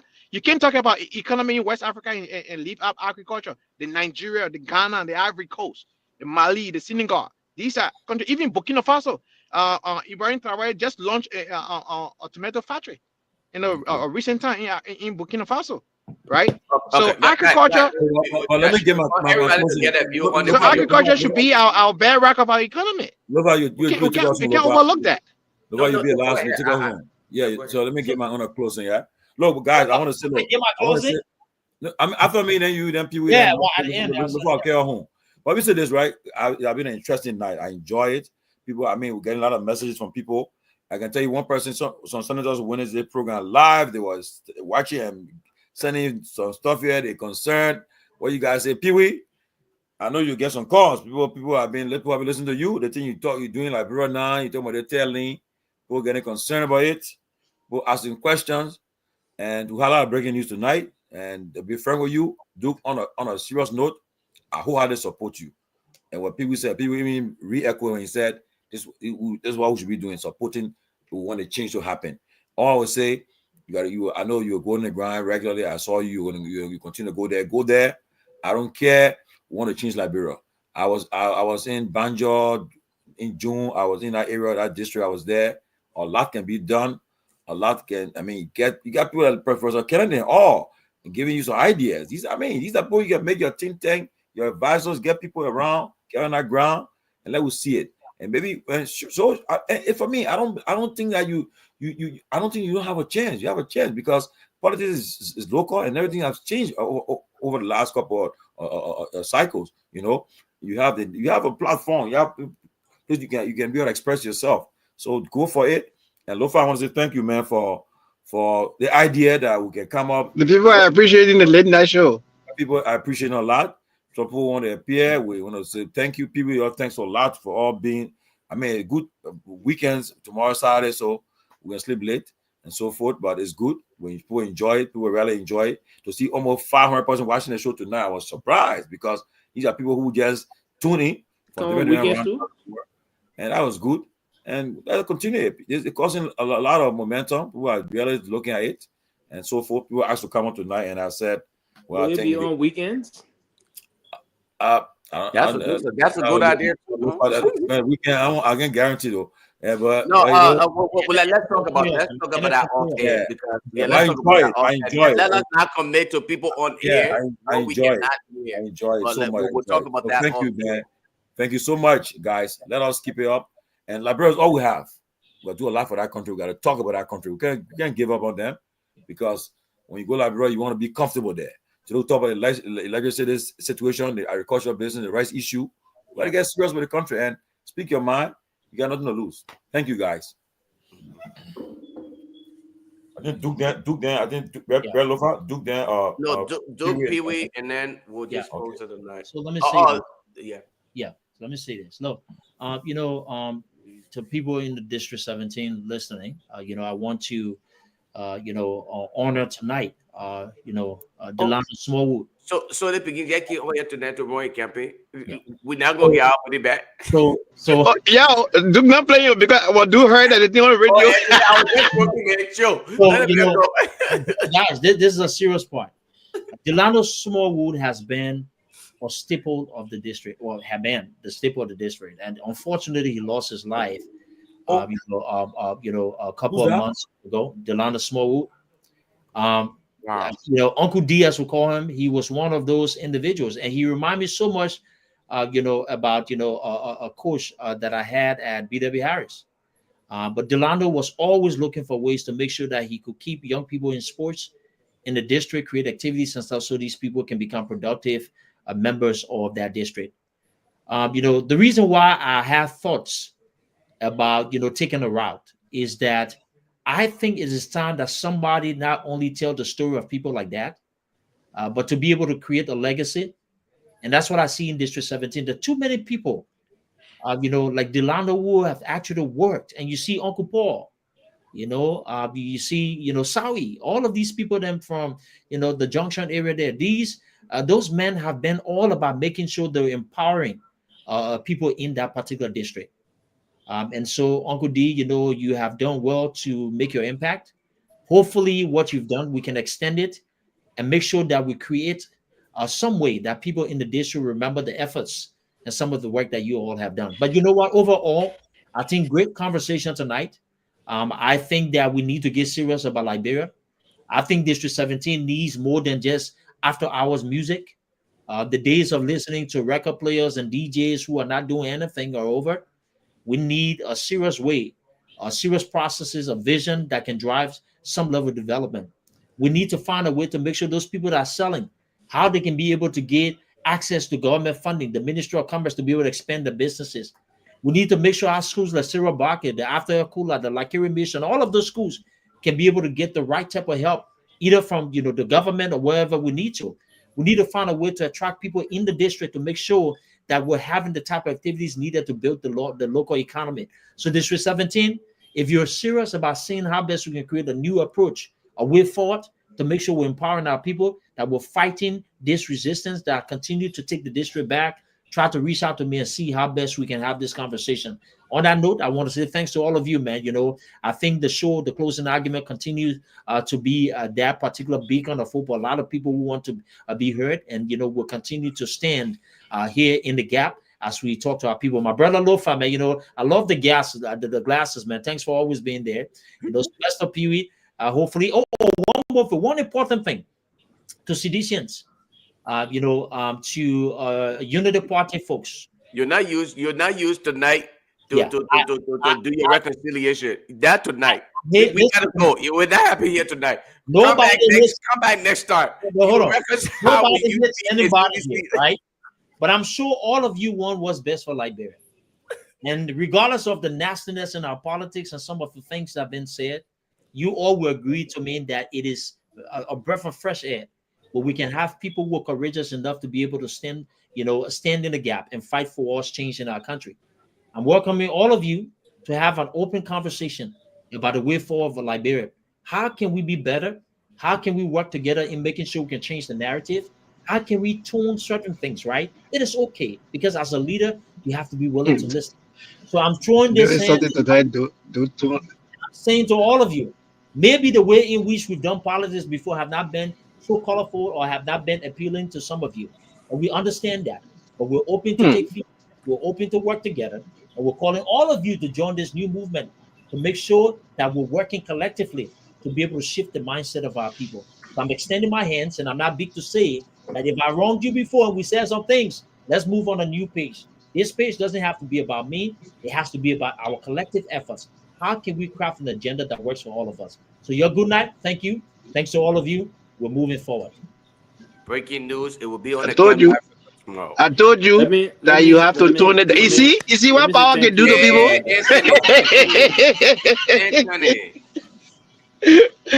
Go ahead, Pewee. Pewee, go ahead. Yeah, that's a wonderful good night to everybody, and we hope to see you hopefully Monday. Thank you. Thank you. And in closing, let me just say that I think it was a wonderful show tonight. Thanks to all of our listening audience.